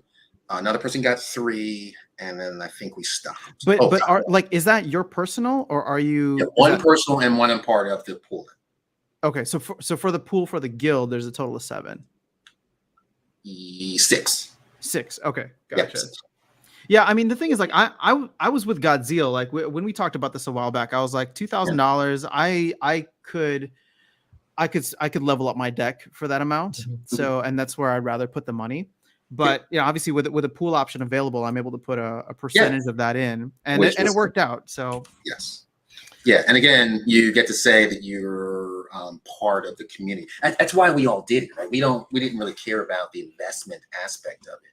We wanted to all participate in the community, right? We were doing it for the community, and we talked about for yourself. I want my SPS. You can have both. I think it's really important that you know, there's a good mix of decentralization out there. Actually, one of the things that Godziel had done earlier was just take a quick poll of how many folks were from like all different parts of the world in the stream, because we've got like 76 people here right now, and they were listing countries all over the place, and then asked like, were these people getting it? So we're gonna have nodes hopefully in multiple different countries around the world, which is awesome. Which is the whole point, right? Decentralization. And again, building that that community, right? So Brave Tofu says we'll be in tranche 2 in 24 hours. I think we'll be there by dinner time, by 5. Wow. Wow. All right, let's see. Yeah. I haven't done a refresh in a bit. You think we're gonna be there by just a couple of hours? Yeah. We're slowed down now, man. I don't think so. I think. Sure, some of the slowdown can be attributed to people deciding that they need to go in and buy vouchers, but that really should pump the price of vouchers up. Sure. And are we going to see it actually pumped up? We are not. So this just tells me that people aren't going in and buying vouchers, which they should be doing in order to buy more. So I feel like the demand has slowed down. I like the bullishness, but I'm not seeing the demand there on like the pre-10 side. Well, if you were to expect that the price of vouchers would go down and you were planning to buy it, there's no rush now, right? So would you expect that they would wait for it to settle down before, buying some more? I would, right? Mm-hmm. Maybe hopefully drop 10, 20%. If you think this is going to sell out by 5 p.m. by dinner time tonight, I think there's definitely still a rush there. Yeah. Well, we'll see. So, Yeah. I'm still on the euphoria, right? So. Hey, that's fair. Like I said, no matter what happens now, I think selling out of 2,000 nodes in the first 10 minutes is an incredible feat. Yeah. So yeah. Both Godzilla and I called it wrong. So what's that? I said both Godzilla and I called it wrong on the stream beforehand. We didn't think that it was going to sell through the pre-sale on the first day. Yeah. Oh yeah. I mean, it's the same thing that you expect that we saw from Waka, right? Mm-hmm. I mean, there were people that were like, hey, they didn't want to do it, but at the last minute they got in and they did it, right? So sorry, I'm looking at both screens here. Sorry about that. But this was similar to that, right? Where you have people that FOMO'd in, like people clearly FOMO'd in, and and if you looked at the tranche prices, I mean, your choice is, hey, I pay $2,000. Or it keeps doubling, after that each tranche, right? So eventually it'll be selling if they all sell out for $40,000. I think it's $40,000, right? Yeah, let me see if I can. So I mean, that's incredible. I agree. I don't know, man. It's. I hope that they can get it out. I hope with all of the excitement that they've seen now, they take their development resources and put it towards actually getting these things up and running sooner rather than later. Because I'm in the same kind of camp as Godzilla, where I was willing to eat the opportunity cost and buy later if it meant buying closer to when we knew the launch would actually happen, right?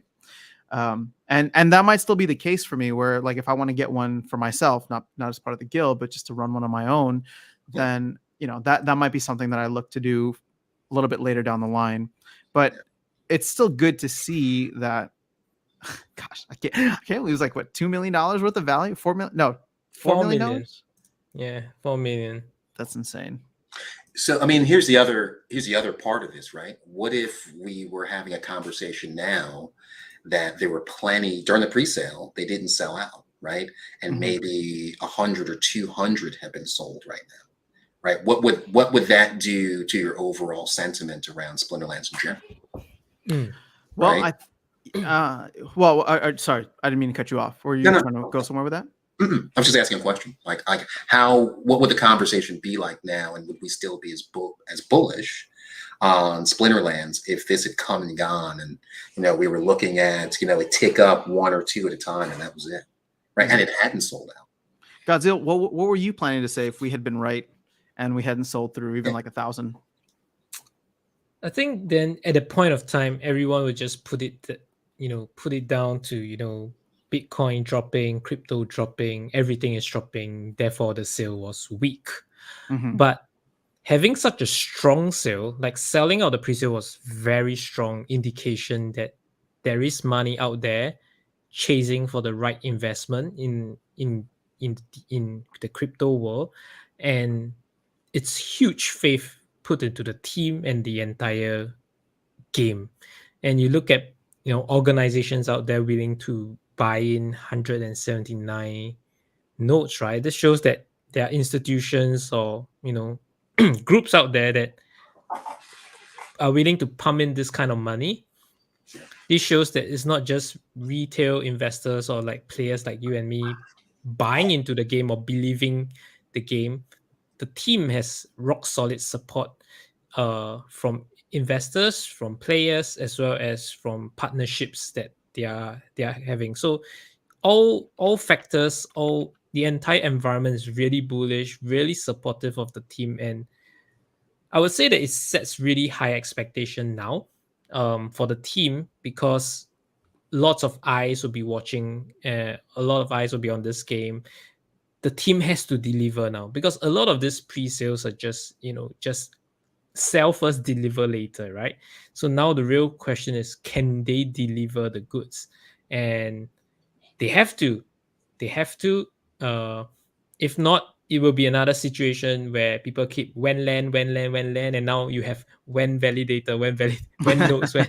So you can keep hearing that for the next 6 months. When Sure. land, when validator, when van. So the team has to get back to work. And with this, it's like a confidence boost, a booster shot for confidence. Go out, get it right, and then we bring us to the next level. And what's next? Then people will be more and more interested. Okay, what's next? Then that will really, lift the entire game to a whole new level. Like what they will be able to do will be just incredible in the gaming scene. Yeah. Darkestnyte, I don't think that I fully I think I wasn't fully like caught in the euphoria of all this until you jumped on stream, because Sorry.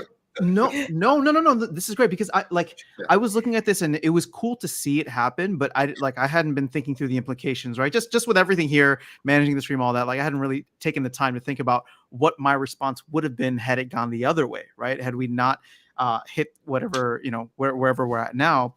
And the truth is, sure, yeah, there would have been some vindication on my bearishness of just like the entire market.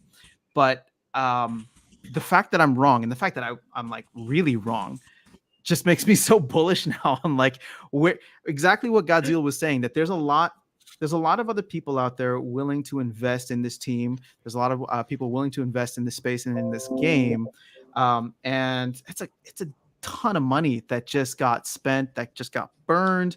And, again, realizing that none of this is going to the team, that everything ran smoothly, like just taking in this whole experience now, actually having a moment to like sit back and take in the full experience. I don't know, man. It just makes me so excited for where this is going over the next couple of months. Now, I still believe, just because this is not the channel for hopium, I say that all the time, I still believe we're going to have some major dips. And if Bitcoin decides not to be cooperative, and the economy and everything still takes a tumble, I think, like, someone asked, like, how low do you see vouchers going in? I'm like, I can see them down to $1 again, right? If Bitcoin nukes down to like the low 20s and people get their faith really shaken, that could pull out a lot of liquidity. But you just saw someone or some group of people spend like $300,000 on nodes because they believe in the long-term, value of this game. And, for people here, for players here, I should say, and we said this several times on the stream already, this has nothing to do with the game. The game that you know and love will continue to run. No matter what the price of SPS does, no matter how many validators sell or don't sell, the game will continue to run. And if you haven't seen the DEC, pump already, not pump, but the rise in DEC rewards already from just the initial part of these rewards, just wait until next week when we get the full ranked rewards. Wait until July, maybe August, hopefully July, for Modern and Wild. There's a lot of really cool things coming from a game aspect. And I think what today proved was that investors see that, all that cool stuff that's happening in the game, and they want to get their piece of it in the form of validator nodes. Which, to me, it's land, right? It's just another version of land. Real estate, right? Let's call it real estate within the game. Of the pie, right? So, again, from my perspective, and this is funny, as I was clicking the button to purchase the node, I was thinking to myself, oh, this is when we need all the bots. Right? Like they want to have automated generation of revenue, but this is totally made for them, right? Like they could just buy a node and now everything that they hope to get out of the game. But now they're providing a real service, right? That can't be disputed. So, I mean, I think this is their time too. That's actually a great point for this to coincide. Maybe all of that investment for bot owners can just be thrown into this as a future. Like, I like where the game's going, but bots are too tedious. And I've always felt that, like, if you're botting heavily, you're fighting a losing battle, because the community is just not down with it, even though the game is. And so there will always be certain types of, curbing of like exploitative behaviors that bots can Right. take advantage of. Right. But now if they say, I'm not, I don't have a bot farm, I now have a validator farm or a node farm, now they're heroes. Right. So literally, at least from my perspective, it changed. Right. So The narrative changes dramatically. Yep. yeah. Yeah. So actually, it's interesting. So you guys are seeing, I'm assuming that some of these nodes will be thrown onto the secondary market. So the question is, what will that do to the price, right? And maybe that's why we're seeing things slow down. But Are they already on Hive Engine? yeah, I saw someone just post that. Are they? I don't think they are, though. I don't even know what they'd be called. Nodes? I would say, well, we'll see in a second, won't we? There's like a validator community thing, but I don't think it's the real deal. I think it's like No, a scam thing. So yeah, be careful then. Yeah, liquidity, volume is going to be low on these because they're not like small amounts. So I feel like, like I was thinking, like hitching on what Lepsus said, right? Like, if you are the team, I wouldn't. Oops, sorry. Oh, sorry about that. that's such an epic ringtone. Finish the fight. Yeah, like if you are the team, right? Then I wouldn't want the notes to be available on the secondary market like anytime soon, because it will definitely affect Sales. the sales from the shop as well as the sentiment. When you see people dumping or selling the notes straight away, it affects the sentiments, right? So what do you think if the team holds back the secondary market for the notes for a couple of months? What do you think about it? Like, how would you feel? I mean, I think you actually bring up a good point. You and Lapsus do bring up good points in terms of, these have now become, or they will at some point be tradable assets, right? And therefore they'll be subject to market forces, and people will always be able to find certain ways to profit from trading them back and forth, right? Yep. So as long as demand stays relatively low or even just stable, there may always be opportunities to undercut the market, especially like right now. Look at this. How much are vouchers going for, right? They should be, if you were buying a max price, these should be at like $3. They're $1.79, so you can get a significant discount still right now to buy.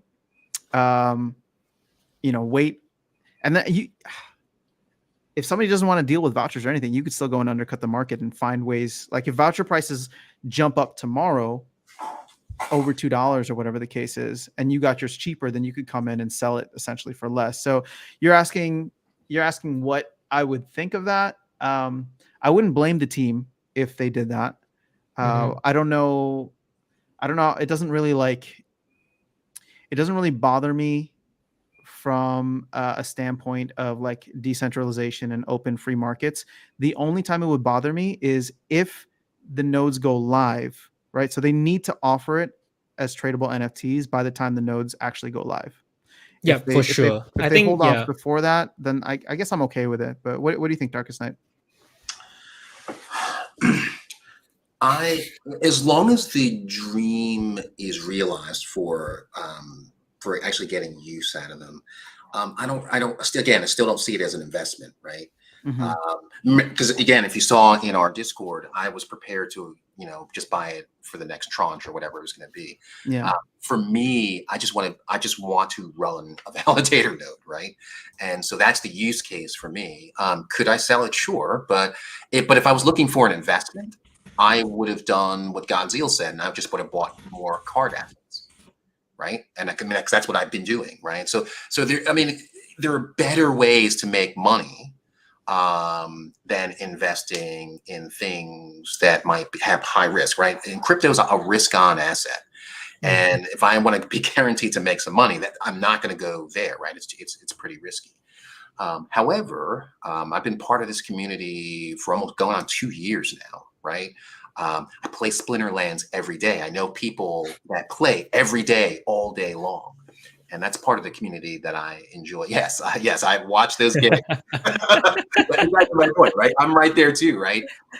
Even the competition we had, right? I thought I couldn't play anymore, and I find that I'm pacing around waiting for my ECR to come down, right? So like, what is going on here? You got So it down to 10%, right? Say again? You got it down to 10%? Yes, 10% Crazy. ECR. I That's stopped insane. playing, was it 2 days ago? And right now, it's still not back, right? I'm at, what is that? Come on. I'm at 53%. And I played it, the last time I played was 3 days ago, or whenever we said we were done, right? So, and because I have to get it back before we start the new rewards, right? Mhm. So, but here's the thing, right? That dopamine fix, that desire to play one more game, and I got to tell you, I still click on the QA server hoping somebody will jump in for a game, right? I mean, that's bad. I've timed out a couple times, but Yes, right. So so the reality is, just having access to the QA server validated for me that Splinterlands is fun outside of the reward. I have nothing to gain by playing a game on the QA server, right? Mhm. But I Mhm. still click the button, and I still want to practice and experiment on strategies and things like that, right? It's a fun game. It is. Yeah. So I have no doubts about that, right? Will Splinterlands be around a year from now, 2 years from now? Yeah, absolutely, right? Unless something terrible happens, right? But I think if something terrible happens, I think we have bigger problems, right? So. Yeah. I just want to highlight Renee's thoughts here, or Renee's comments here, that 800 different accounts bought a node. So that is pretty incredible. I'm trying to see. Yeah, that's hot. Oh, okay. All right. So let's see here. I'm with you, Darkestnyte. I very much agree on the game aspect of it. I think that's one of the strongest selling points for Splinterlands, especially the fact that we're potentially in a bear market and going back down into bear market. I think we're going to see a lot of games, that don't have what it takes. People are going to leave, right? And people, here's the thing: people left. People left Splinterlands already. All the people who came in trying to make some easy money, because easy money was flowing back in the back half of last year. But now those folks have left, and there's still a solid community here of people who play the game, who are very much invested, both with their time but also financially, who want to be a part of the future that that Splinterlands is going to try to bring. And more importantly, we get to see this from the team side now. Like, they're just as invested. They brought on a bunch of developers, a bunch of artists, a bunch of people to really create, what I think the future of Web3 gaming could be. Man, like I'm going to get, you know me, I don't like to get bullish, but like these are the types of moments that I get really excited, because when you think about, Web 1, Web 2, Web 3, most of the time it's not like the previous versions that iterated back onto the new platforms, right? Like the AT&Ts, Comcasts, Verizon, not Verizon, whoever it was, like the big communication channels, when internet first came up, AOL, like all these, like they weren't the ones that really dominated in Web 2. It was ones like Facebook and Twitter, because they understood mobile and they went heavy on mobile, right? So it's always going to be the native things that are created, and same thing with gaming, right? Like, so now I really view Splinterlands as like a native Web3 game, right? Which has the potential to really dominate in the future, right? Of course, you can always look at like high value IPs like Pokemon, right? Pokemon was able to figure out something with Web 2 by creating Pokemon Go, and they had very valuable intellectual property that they could transfer to the future. But look at everything else, and I don't know, it makes me excited about like the fact that this is native to Web 3 and can grow something incredibly valuable here in the future. By the way, I was a huge fan of Pokemon Go, so it's great, man. It got me to go get up and walk. yes. I don't know how many stupid Pidgeys and Rattatas I collected over time, but do you still play? Every now and then.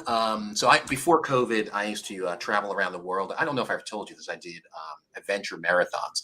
So Oh, I no would way. go to different countries and I would collect Pokemon from there because it tells you where you got them from.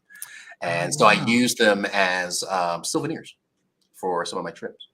That's pretty cool. Yeah, I'll still log in from time to time, but they've stopped Yeah. messaging me now. Yeah. Well, they're Uh, still there, believe me. well, you know what'll be interesting is have you heard of Steppen yet? I have not. It's so it's a similar, well, so not similar, but like essentially you can buy a sneaker NFT, and then when you walk with it, right? So when you exercise, walk, run, jog with it, you'll earn tokens. So similar to play to earn, it's this new kind of like move to earn movement. Now I don't know how popular this movement is going to be. I don't know if the tokenomics are going to stack up and make sense in the long run, or if they're sustainable. But they have a lot of backing, which doesn't mean much, right? Because Luna had a lot of backing too. But they have a lot of backing, and what'll be interesting to see is like fitness is a huge industry, right? Yes. I don't know how I don't know the numbers to compare it to gaming, but they're both respectively very big industries. And so if this kind of move to earn or tokenizing your workouts can be, you know, a way that this moves forward in the future, that could be really exciting too. So when I think about something like Pokemon Go hitting in the future, I mean, just imagine if all the Pokemon you catch were NFTs that you could go trade, right? Well, Or if Splinterlands implements some kind of move to earn to get everybody off their butts and play mobile once the mobile app launches. Hey, that's a great idea, Agrod. If you're listening to me, you should totally do that. Splinterlands Go. yeah. Oh, that Splinterlands would be Go. cool. There you go. So I would tell you we've had gamification of fitness for a while, right? Mhm. Most of us have, Fitbits and Apple Watches and things like that. But I am on one of those called Sweatcoin, which is the same thing, right? So, I'm familiar with it. and I joined that, wow, maybe 8 months ago. And again, every day that you hit your move goals, you get coins, and those coins could be converted into discounts for products and things like that. So, Mhm. yeah, so I think it's gaining momentum for sure. So I've racked up a bunch of Sweatcoin already, but I've never bought anything. Have you bought anything from I them? have not. You have not? Yeah, So well, because some of the things that they offer don't really, I have no interest in getting those things. But the moment they have something I want, I got a ton, saved up, right? So I'll figure it out. But and the problem with it is you can get items, but you end up paying so much for the shipping, which is really shipping and handling that doesn't really feel like a major discount. So, yeah. but if we could trade those coins for Splinterlands NFTs or cards, I would run around the entire city if I could. That would be so fascinating if there's ever like a Splinterlands Go. Yeah, that would be cool, actually. Yeah. Yeah, I don't know, man. There's so much that they can do. I don't think they're going to go to the move to earn space. I think they have plenty that they can do in the play to earn space. Yeah. I can hear Matt saying now, hey, that's not a priority. Yeah, maybe sometime Yeah. I mean, he's really laser focused on what's important right now. And that's good to hear during the, during the town halls. One thing I will say, and this is interesting, right? I don't know if you remember a couple of weeks ago, you and I were talking and I said, hey, if I were the dev team and Matt and Agro, I'd stop doing the town halls. Remember? I don't know if you remember me saying that. I do remember. Yep. So, and the reason why I said it was because I felt they should just stay focused on work, right? Mm-hmm. And not set expectations. But I've kind of come back from that thought.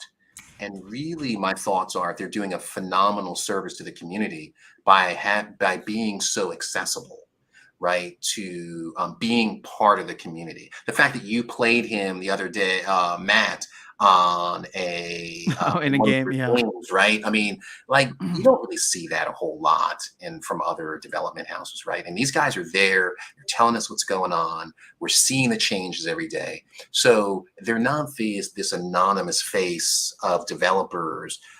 They're people we kind of know that are making a commitment to us that this stuff is coming, and they're showing us, they're proving to us that it's coming, right? Next week, rework is happening.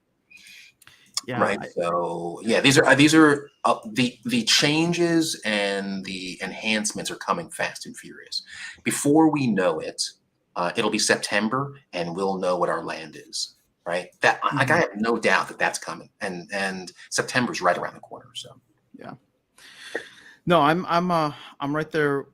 I'm right there with you on all this. I mean, Hardport keeps saying it's going to be the summer of Splinterlands, and I'm just trying to think, like, and this isn't even me trying to like be an organized content creator, but I'm just trying to think of like, okay, what are the things that like I would potentially be covering over the next couple of months, and it's just like every week there's going to be something, right? Every couple of weeks there's going to be something dropping. So it's just exciting from even that standpoint to think about what's going on. Godzilla, you got to jump. I know it's like past, like 1 a.m. for you, right? Well, hey man, Godzilla, I appreciate you. Are you good, Darkestnyte? Do you want to chat for a little bit longer? Yeah. I'm done for the day. Actually, I'm gonna after this, I'm gonna head to Florida. Oh, nice. All right. Well, we'll stay on for a little bit. But Godzilla, thank you so much for being here, guys. Please make sure you say goodbye to Godzilla. Always love his thoughts and his perspective. Yep. Thank you for having me. And I think this was an awesome stream, like 70, 80 people. Woo, and really fun one. And sorry, I got to go. Can't really chat with it's all right. Darkestnyte today, but you have another chance. Go for sleep. Sure. It's late. We already had enough excitement for the day. So I'm sure there'll be many more crazy developments by the time when the rewards come out. Let's have a chat again, and I think that we have lots to share then. So good night, everybody. Good night to everybody who's in Asia, and have a great day, guys. I'll see you guys. All right, take care. Bye. See ya. Yeah, there's so much going on. So let's see, licenses remaining. So that's until the next tranche, correct? Correct. Yeah. So we're in tranche 1 right now. Slowing down quite a bit. Yeah. So we've slowed down, but again, it could just be people waiting for the hype to die down. Like you said, there's no rush to get in now. So if somebody can buy how was it 500 vouchers? If they can buy 500 vouchers 10 cents cheaper, like that's a significant chunk of change per node. Yep. Totally worth it. Yeah, so I think we'll see the thing that you said, right? It'll go up and down. We'll work through it. It may be like, like card sales, right? Pack sales, right? We had this big rush, and then now it's died off. I think, if I have to really guess, I think next week will be the real, true.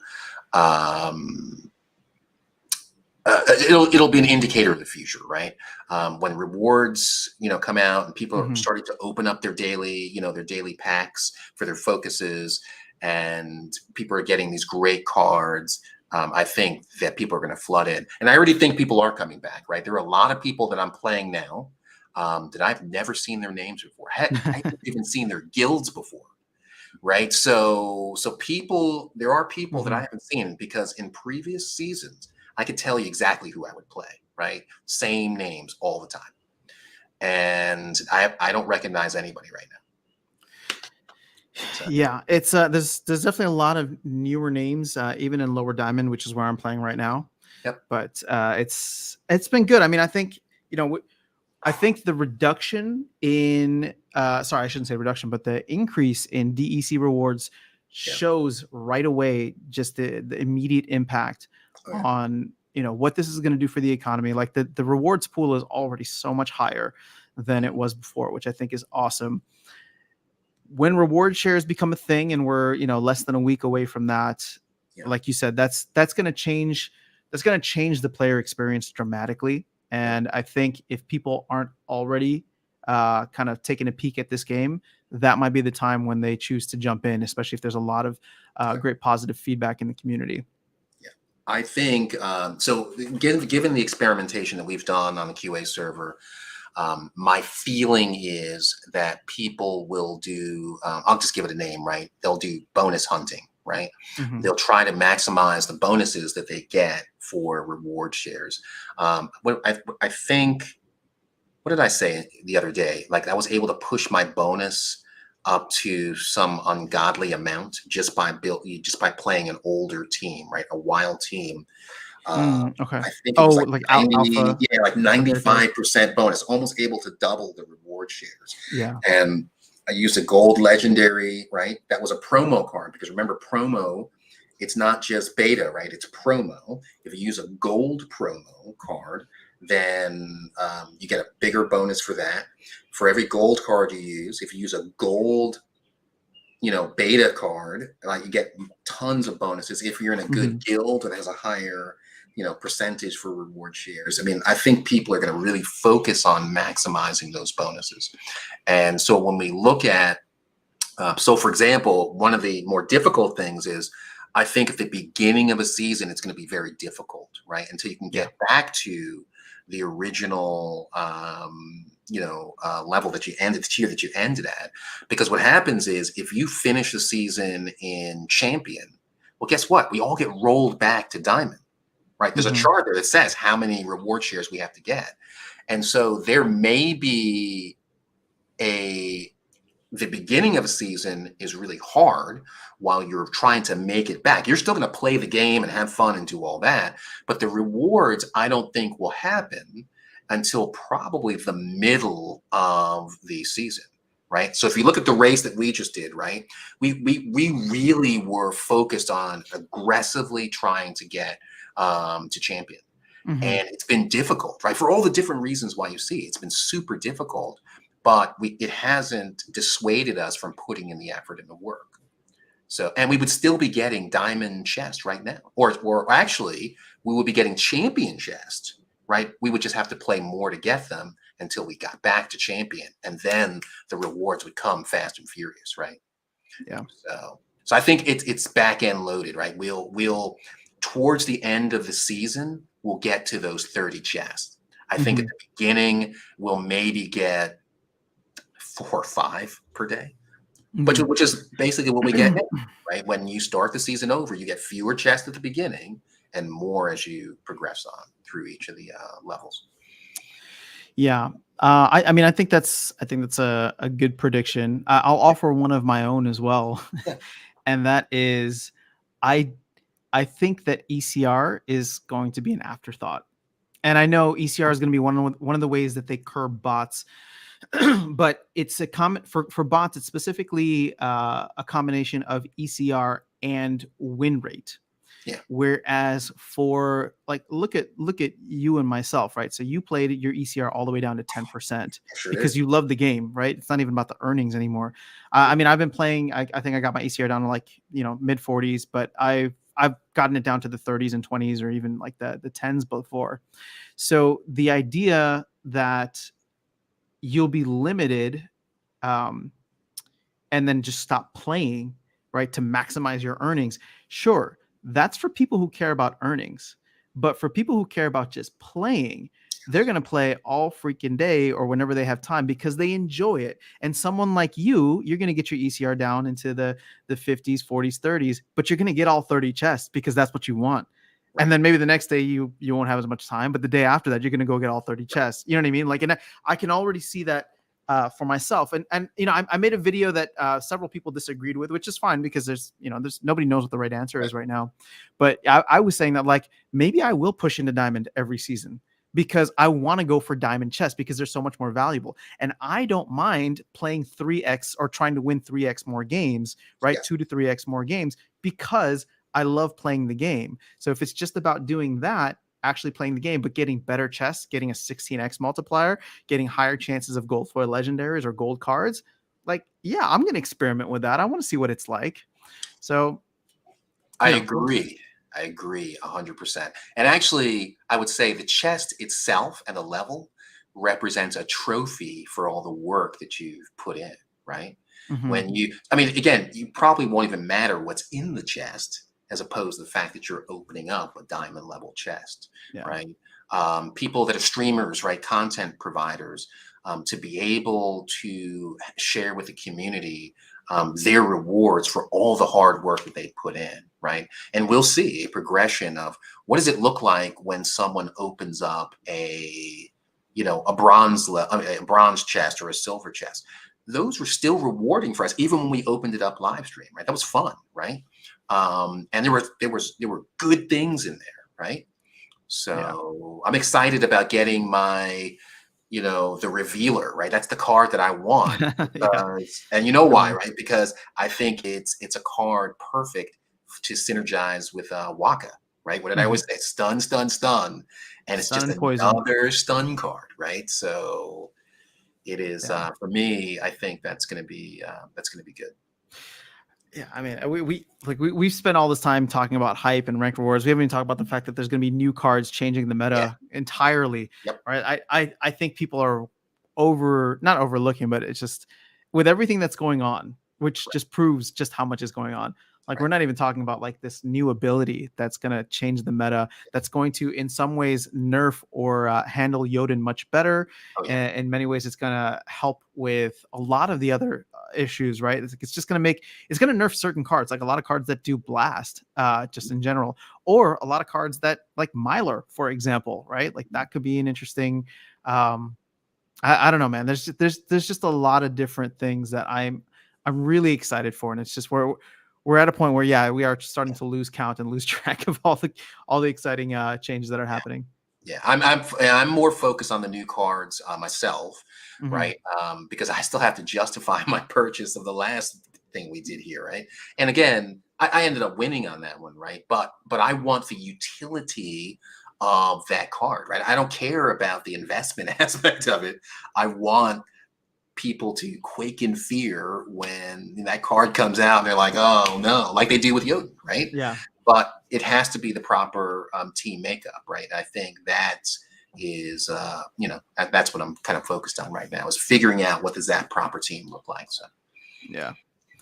No, I agree, man. Trying to think. I feel like we covered so much already.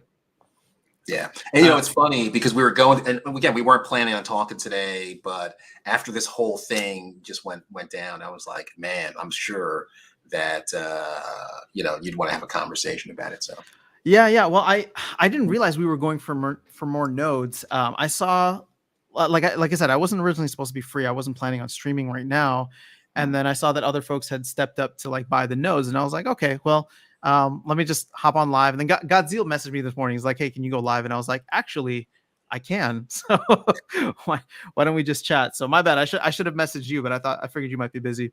well, I was working, right? So yeah, I was, but I ended up taking the half day today just because. So Well, it's yeah, a good reason. Yeah, I don't know, man. I like I always get so hyped up when I talk with you. That's not good. Well, I mean, again, we've been playing. We spend so much time, right? Yeah. I think what people don't see is how much time we actually spend playing True. and doing game analysis and card analysis, and our one of the best things I think that we've created over the last couple of months would have been a good community in the guild, right? The guild is this. They talk about the same things that we talk about, right? Yeah. And what card they played, and we have deep conversations around tactics and strategy and brawls. Like it's Splinterlands all day, every day, right?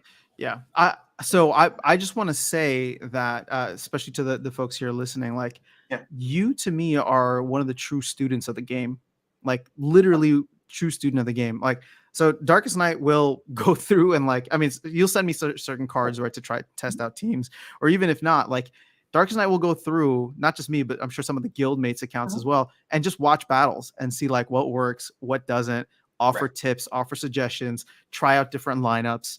So actually, that could be something. I'm sure people will get a lot of value out of that in the future for just trying to like dissect the best strategies from the top players, because I do consider you a champion level player. You tend to reach there every season.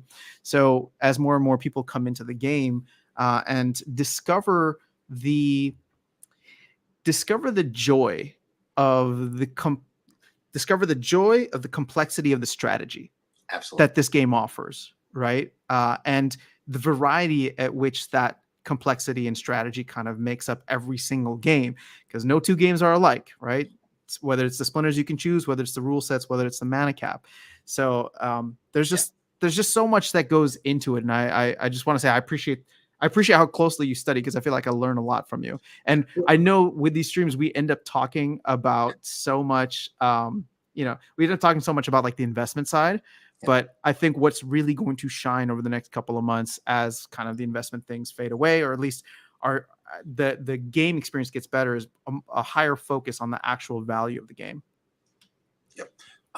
So a couple of questions. So no, I agree with you. But it's funny though. It's not just me looking at the other people's games, right? And again, be honest. I just recently started doing that because there's so many changes, and the meta has changed so much that we're in the creative mode, right? Mhm. Where the combos that'll be the combos in 2 months haven't even been created yet, right? And even combos that are effective now. So for example, one I love, right, is a stun knockout combo, right? Well, guess who stops that combo is the Forgotten One, right? Can't be stunned. So it's normal damage after that point. So again, if your strategy is around that, that's something to work on. But most of the guild members, we always send weird, wacky battles, right? And we're all we see these crazy battles, and we're like, what the heck was that? Right? You've had a couple where it's mind-boggling on how you were able to win, and not win by a little bit, like complete devastation, right? And you're thinking, how did that even happen? We get Validation of Kellier, right? One of your favorites, right? I mean, that has been just a wrecking ball through, while we're playing. So.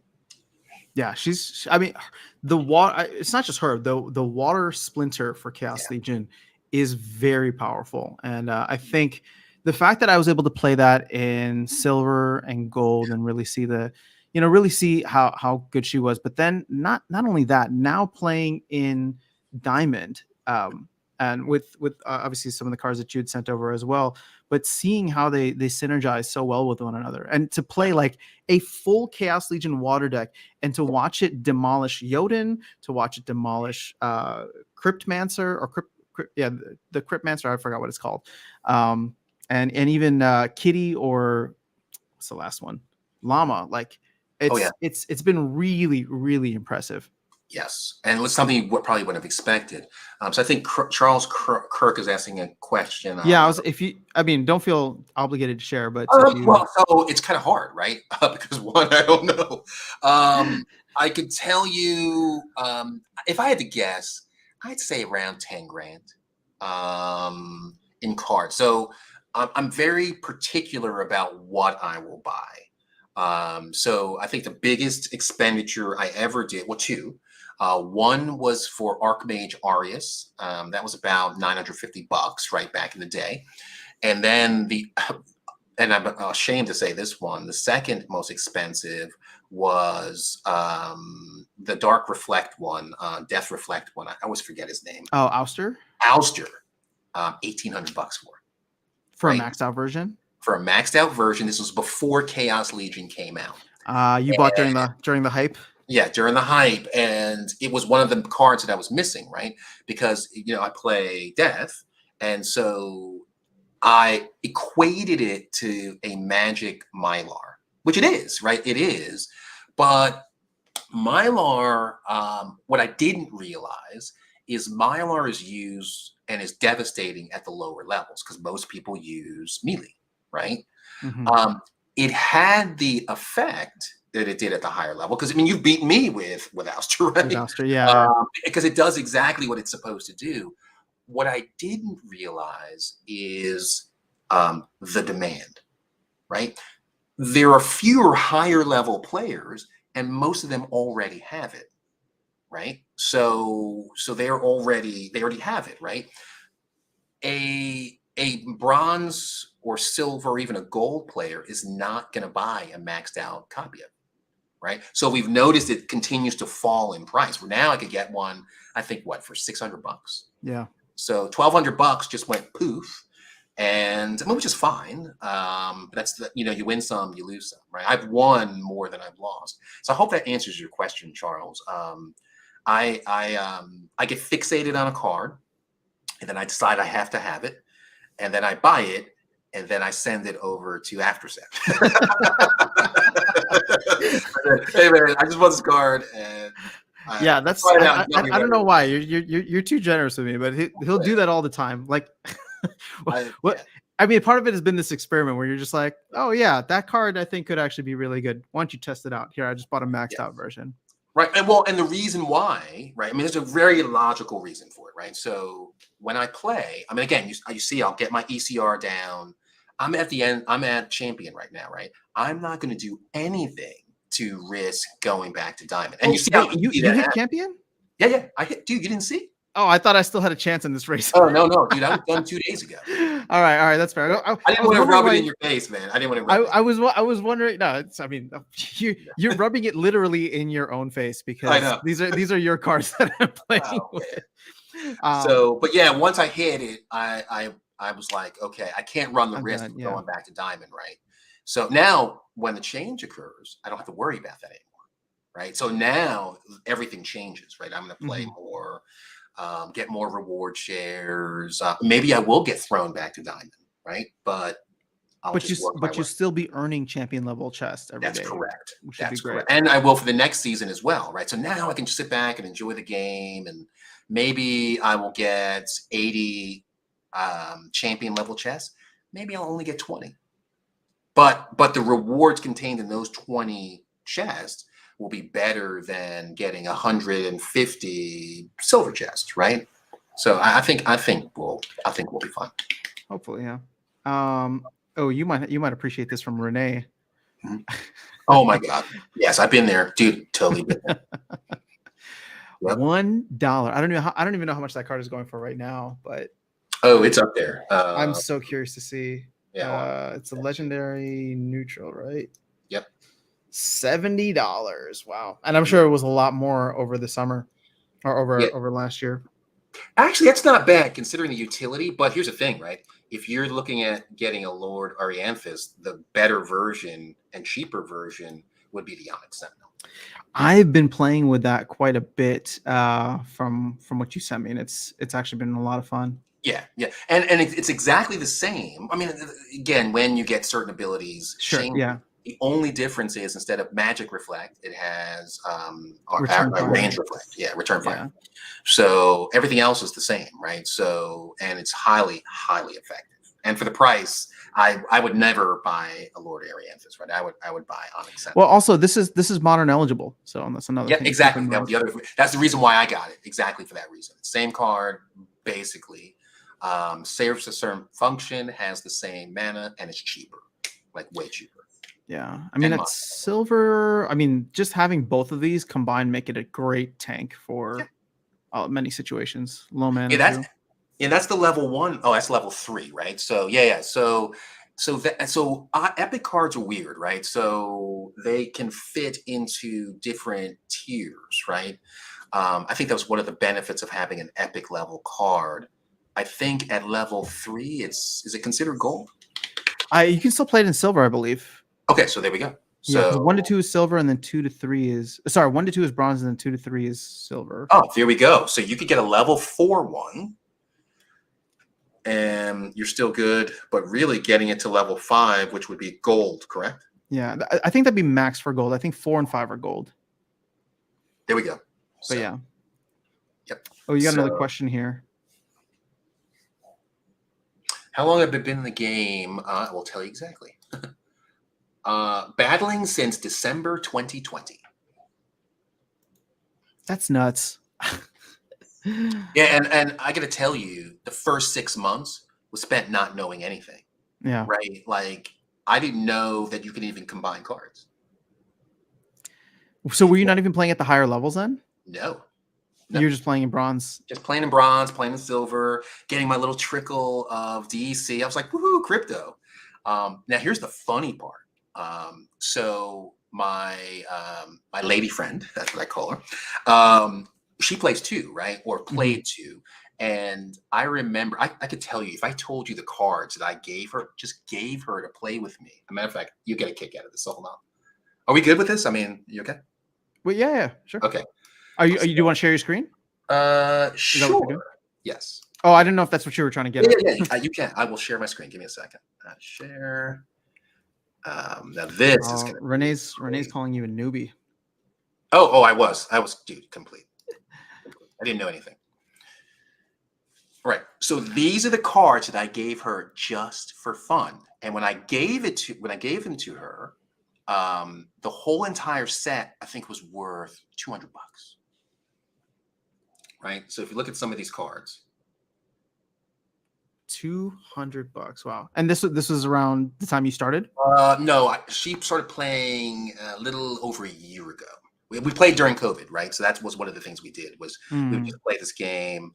But you'll start seeing some cards in a second, and you'll be like, "What the hell?" Yeah, Kitty. I gave her Kitty because I said, "Oh, this is a cat. I don't want a cat summoner." And I think we've talked about that. I'm like, cat summoner, get that out of here. And because I didn't understand how good, how speed, right? I didn't even appreciate what a tank heal was. None of it.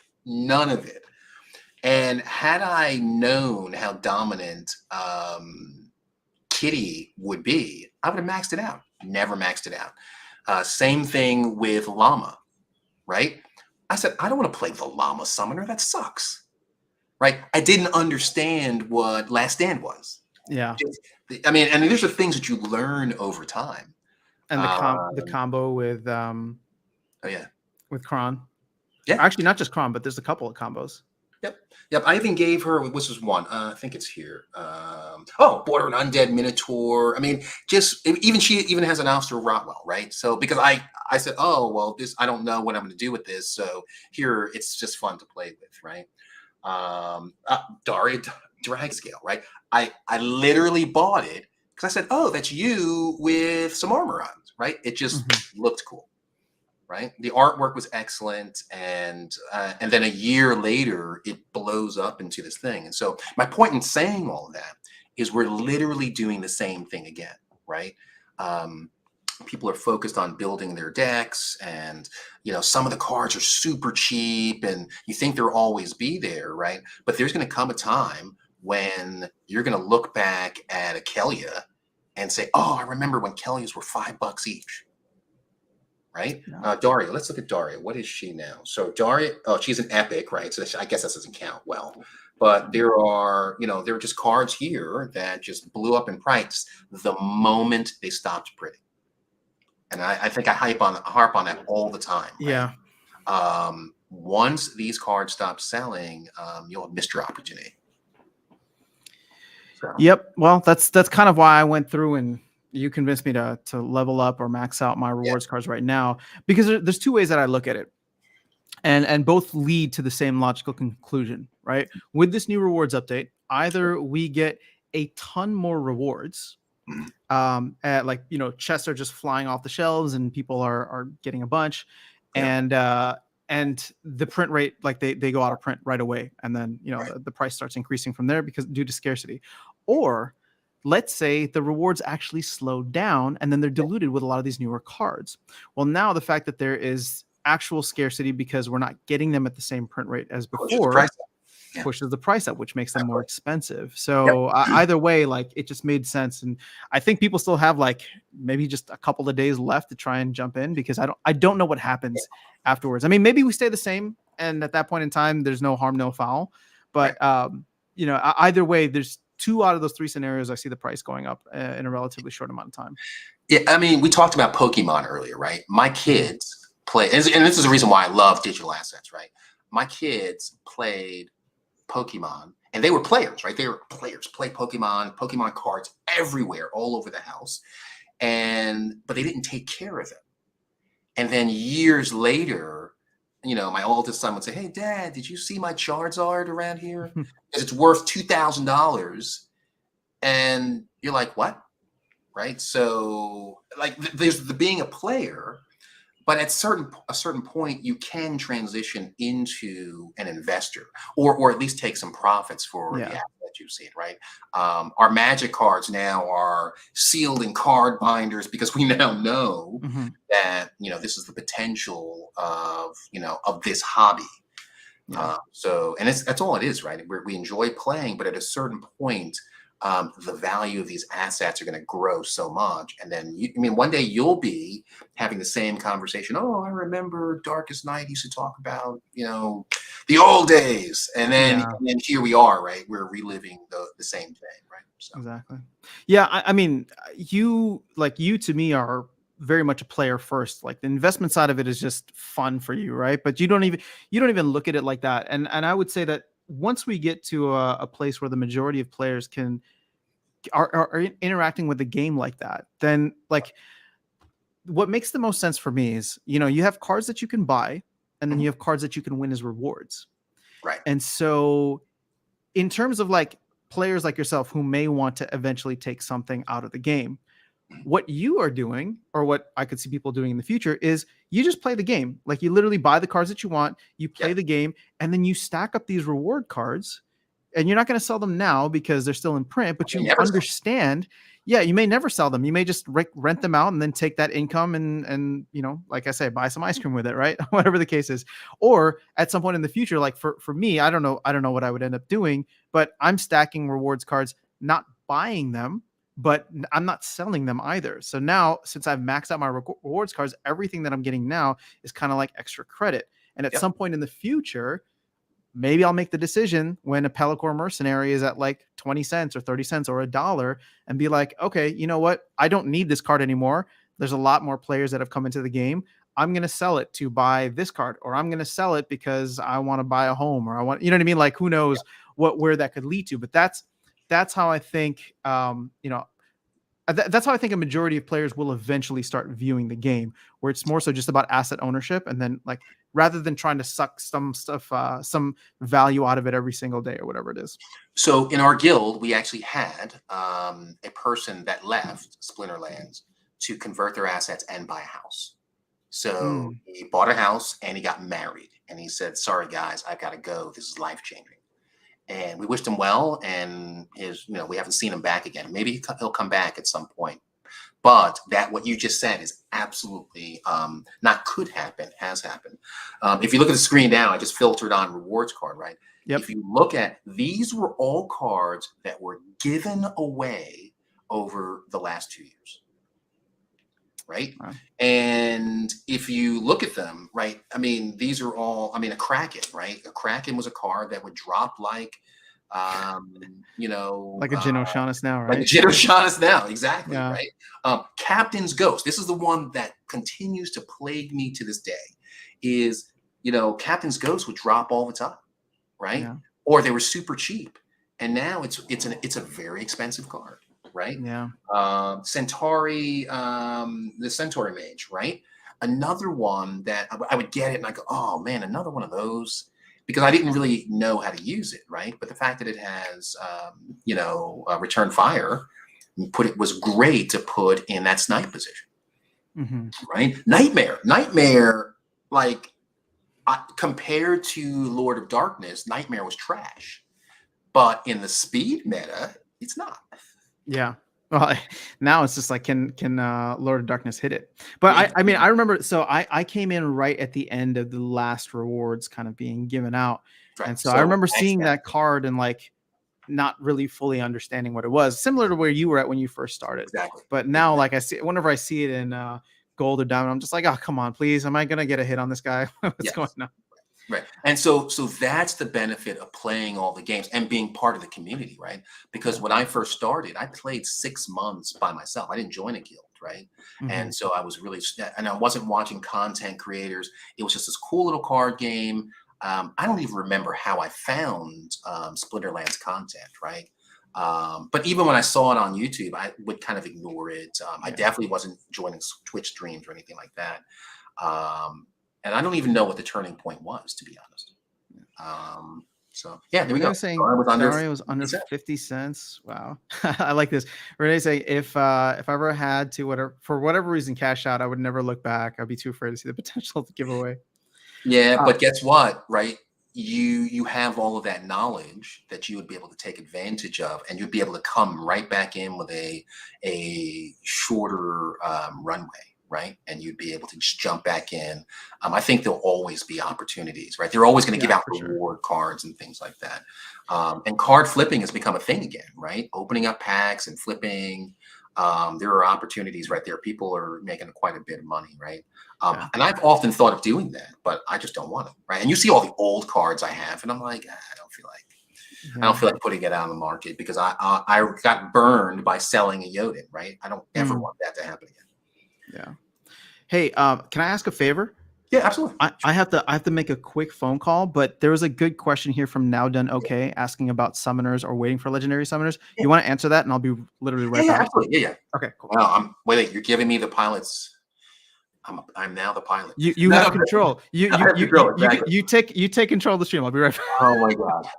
Okay, so the question is, what would be best for those who cannot invest too much, level up Chaos Summoners, or wait for the next Legendary Summoners? Thanks in advance. So what I would say, and I have actually done this, is I've maxed out all of these summoners, right? These are going to be some of the cheapest summoners you'll be able to get. The price may or may not drop once the legendary summoners come out.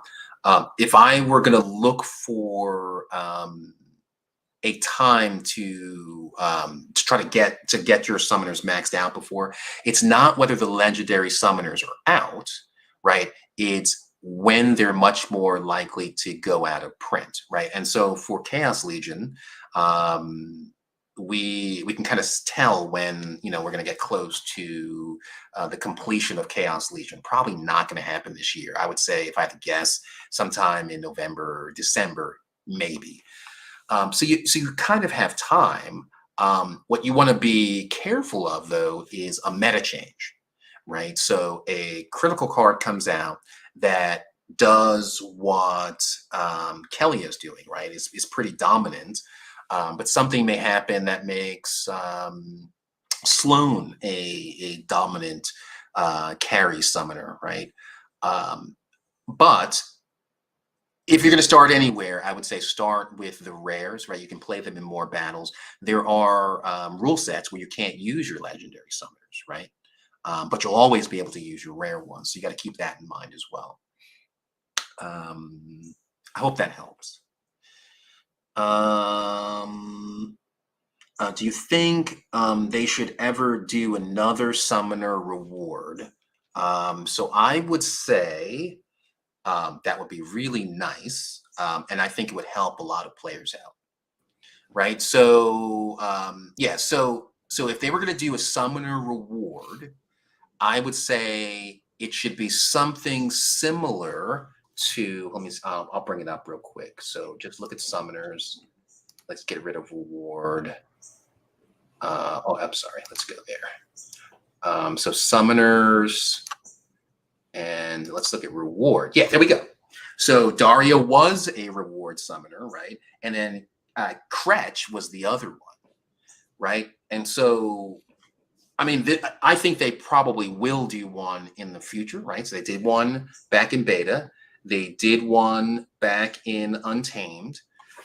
So it's likely that they will probably introduce one at some point.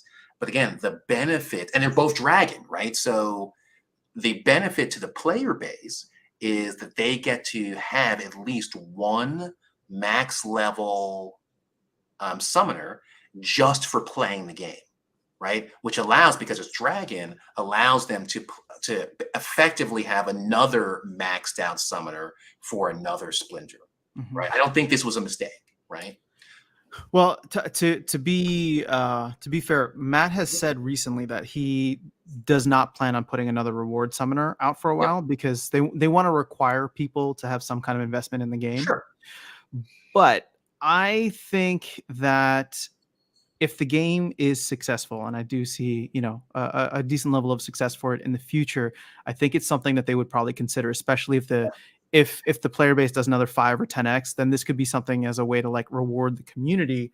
And not that they would be pressured into it, but like, let's say the game does do, a good amount or grow the player base quite a bit. And summoners do become a very scarce asset between now and Rebellion, or maybe even after Rebellion and between Rebellion and the next set. Yeah, I don't know. I could see it happening in the future. But just to be clear, it sounds like he doesn't want to do it right now. Want to do and has to do two different things, right? So, Yeah. so we already know there aren't enough summoners for all the players, right? To play at the higher levels. We know that. And so the how can I say this? The number of players, if it continues to grow, people will be limited by those summers, and that will push the price up, and it'll push it out of the range of the newer players, right? Which will then start to have a decrease in players, right? So for example, all the players that I invited to come play the game about a year ago were upset is not the right word. They were disenchanted by the fact that they could not buy cards. They couldn't buy card packs, right? So, and then they looked at the secondary market or the marketplace and said, those cards are too expensive. I just want to play the game, right? So Kretch, I think, was a great idea. Even the price that it is now, right? $6.50. So you can get a maxed out summoner dragon for $300, right? I don't even have a Kretch, right? Because again, I didn't understand when Kretch was coming out that I looked at it and said, oh, it has no ability, it's trash, right? Because I still hadn't tied a summoner level to the level that I was able to play at. Once I understood that, then I started maxing out all my cards, right? Yeah. So Chris says, I think if they have a summoner, they investment in cards will come next. Absolutely. So I think that's actually a good point, Chris. And I'm trying to figure out like what would be the best way for them to have like a leveled up summoner. Like I'm trying to think of like how can they give a super cheap summoner, because they already have someone like Kretch, right? But what if they were to put out a dragon summoner that was 4 mana or maybe even 5 mana? Actually, perfect. Like Dragon Scale, whatever his name is. What if they put out a 5 mana dragon summoner that didn't give anything, but that was the reward summoner, right? So now it's expensive from a mana perspective, and it doesn't offer you any benefits. But for those who just want to play the game at the higher levels, they can have a summoner that will be able to play leveled up cards without any benefits. Or, I mean, there's so many different things they could do, right? Or they could do a promo again, right? And just sell. They just did Waka, right? But Waka, the thing with Waka was it was limited in terms of the number of minted copies, right? They could have one that, like you said, right, a five cost summoner that rewards the community that's currently here now, and just say, hey, you know, for a limited time, for, you know, there's as many copies as you want, gives no bonuses, right? But it allows you to play those new cards. And maybe it's one per account, right? That's not tradable, right? It's linked to your account. Yep. That right? Almost like a Gladius card. Yeah. Heck, maybe that is where the next summers come from, right? Is from Brawls, right? That they added to the Gladius packs. That would be interesting. So now there's a lot of cool ideas, man. A lot of directions they could go. Definitely.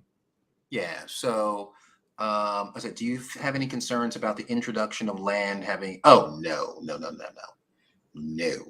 I think that, in fact, quite the opposite, right?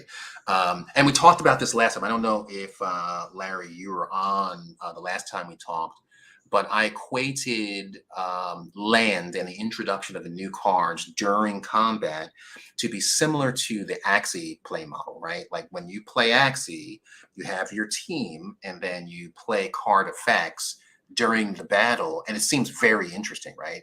It, you know, gives you an opportunity to really affect the flow of the game. And that's what they said, right? That's exactly what they wanted. It's not just a auto battler at that point. It's actually strategy during the game.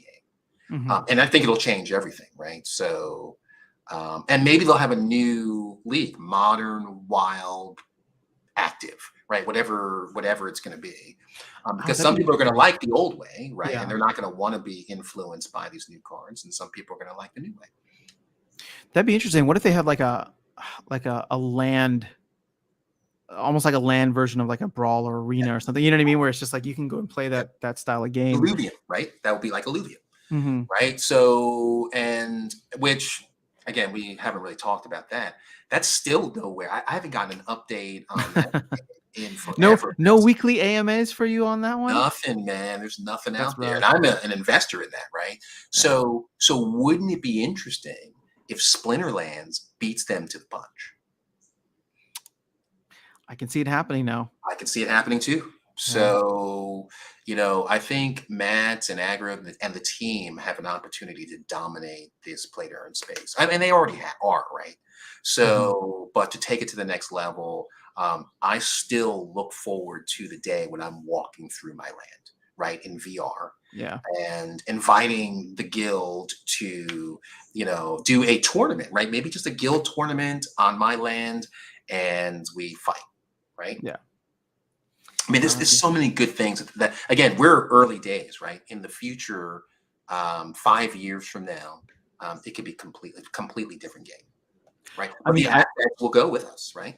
I don't think you're gonna have to wait 5 years. I think based on what I'm seeing so far, in terms of like how the development has come along, like they have a massive amount of developers now who have all put together these different features that we're going to be getting over the next couple of months. And I personally, like, when they talk about the developers who worked on Ranked Rewards and the developers who worked on Modern, like rolling off to work on future things, we don't even have an idea of what those future things are. Right. You know what I mean? Like, we know Land is coming, but can you imagine what happens when we look beyond Land at other games, other game styles, other different features that could come in? I don't know, that's exciting to me. That says like, okay, so much of the roadmap is wide open in the second half of 2023. So I'm really excited for what can happen in just within like the next 18 months. Yes, and actually, so I've been in IT for 3 decades, over 3 decades, and from my perspective, the pace of development at Splinterlands is blistering. Like it is coming fast and furious. So I don't even know how they're keeping up with it, right? Like their hair must be flowing in the wind, and they're at ludicrous speed, right? Because I know what it takes to manage a development cycle and QA and all of those different things, right? The fact that they allow us to be part of their QA process tells you that, right? Sure. Like, so Renee, I guess that's your name, right? Renee. So I think about that all the time. That'd be kind of fun. Yeah, but here's the thing, right? We already kind of have it with the dragon, right? So it would devalue the dragon unless you only can play neutral cards. Oh, that could be interesting too. So, well, here he's saying, and Renee, if you're not a he, I'm sorry, saying allows any splinter but doesn't give access to dragon. So it's almost like an anti-dragon, or like the opposite of dragon. Yes, the dragons refuse to play for under a neutral summoner. Yeah. So, but lore wise, and this is your area, right? But lore wise, we kind of have a neutral summoner in Cyrus. His name's Cyrus. Oh, Silas. The leader. Yeah. He's the leader of the Chaos Legion, right? He could be in the future. Could we see him come as a neutral summoner? Right, as part of the lore and evolution of the game, like what would that even look like? Yeah, I'm not asking for inside stuff. Sure. So I was just gonna say I'm excited for that. I think that could be an option if they decide not to go the neutral summoner, because I can understand a neutral summoner having a lot of probably like issues with just how it's coded in. What I would want to see is potentially a colorblind, and that's what I'm going to call a colorblind rule set, where you can play cards from any splinter. Ooh, or that's fantastic. Or you can select a splinter like during land, right? Again, we're going to have these effects.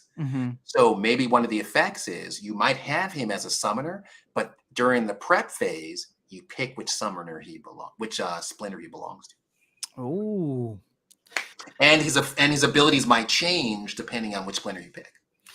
See, they should just hire us to like be the idea guys. just like sit around and just talk about cool stuff all day. I mean, we're doing it for free right now anyway. We're just Yeah, they'll see it later. Yeah, they'll see it later. Fragsmania definitely noticed the jump in DEC. The reason is because they implemented the new rewards update yesterday, which means that now starter cards can no longer earn. So it's kind of like a half step to where we're going with the full rank rewards update being implemented next week.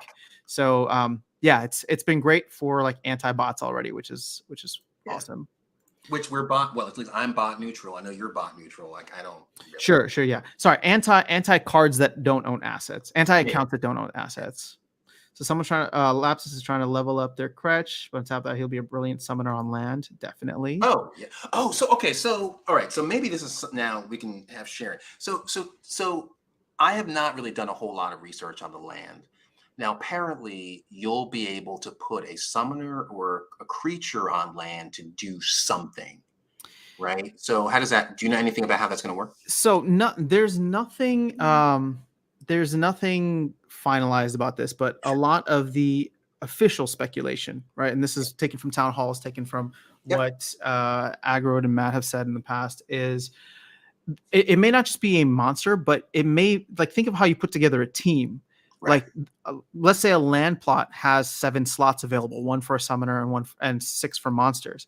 And so therefore, the more you create, or the more monsters and summoners you have on a land plot and the higher level they are, would increase the efficiency and output of the land. Okay. Now, the other thing, and this is where it gets even trickier and more fun and intricate, is let's say the land is a swamp, and that is typically designated for like maybe death. Right. Well, now there's 2 options where like death cards get a boost if you put death cards to work the land, or maybe death cards are only required, like, are required to be the only ones that can work this land. So, the possibilities are literally endless, but yes, they have said that you will require a summoner, and I think he said like 4 to 6 monsters. So, yep. Hold on one sec. Sorry about this. No, you're good. I probably got about 10 minutes left, so we can answer some of the questions and then wrap up if you're good. Yeah, I think we are good. I'm gonna try to get on the road and do some things, and if I don't talk to you guys again until next week, have fun trying to get to that highest level. I'm sure I'll talk to you though, but yeah, how long are you gone for? I think until Sunday. So my son is home from the Air Force, so nice. We're gonna go and just celebrate on the beach for a little bit and very fun and relax. Cool, man. So that's the only Mimos, by the way, that's the sun. So yeah, literally we're gonna play while we're down there. That's awesome. Well, I'm sure I'll see you guys around the guild and things like that. Absolutely. What was I going to say? At least you'll be back for ranked rewards by Tuesday. Absolutely. And even if I wasn't back, I would still be playing, right? So it's holiday weekend, so just kind of try to do some fun stuff, maybe even go fishing. So I don't know what time the rewards thing is going to go live, the new rewards, but I think I'm going to try and stream that day. If it's not the morning, then maybe we'll push the stream in the afternoon or something. But if you're welcome to hop on. Yeah. So actually, I believe. So here's the big question, right? Will it be at end of season? Will we get our end of season rewards in the old system or the new system? I think we're still going to get in the old system. I haven't heard anything to be contrary to that. Someone was saying recently that maybe they'll offer like the new rewards cards starting with the end of season rewards for this one, and I was just like, okay. They haven't said that, and there's no more town halls for them to really announce it. I guess they could put a post up, but I wouldn't be surprised if they just like make it a clean swap, like old system completely is done, Tuesday morning, and then whenever they launch the new one. Yeah, I mean, as long as they set a clear expectation what that's going to look like. But I would love to have the new chests in the new system, right? But it doesn't matter. So we'll see. Oh, I mean, who wouldn't, right? All right, well, a couple more questions here. So Harris, did they also say land can build stuff? Oh yes, you can build stuff on your land in the future. Yeah, I did. There's a good stream where Matt was talking with Brybro, I think, on his stream, saying that you'll be able to, like, right now there's the ability, I think, to build like one building, but it's supposed to be like 10 acres of land is how they view each land plot. So in the Wow. future, they'd want to have it so that you could build multiple. So that's kind of what it sounded like. Still going. I'm driving home. Blue every time. I know, man. Well, we had a lot of fun. Darkestnyte, do you have any other final thoughts that you want to share with folks as we sign off? I know we talked a bunch already, so. Yep. No, everything's good. Yep. All right, guys. Well, this is a holiday weekend here in the U.S. So for those of you celebrating, I hope you enjoy the day off. Thanks again to our troops. It is Memorial Day, so thanks again to those in the service. And for those of you around the rest of the world, I will be back live. So I switched tomorrow and today. So next live stream will probably be Sunday morning. So I will look to chat with you guys then. But yeah, Darkestnyte, enjoy sipping whatever you're going to be sipping on the beach, playing some Splinterlands and hanging out with your family, man. That sounds like a lot of fun. I will. All right. Thanks, guys. Take care.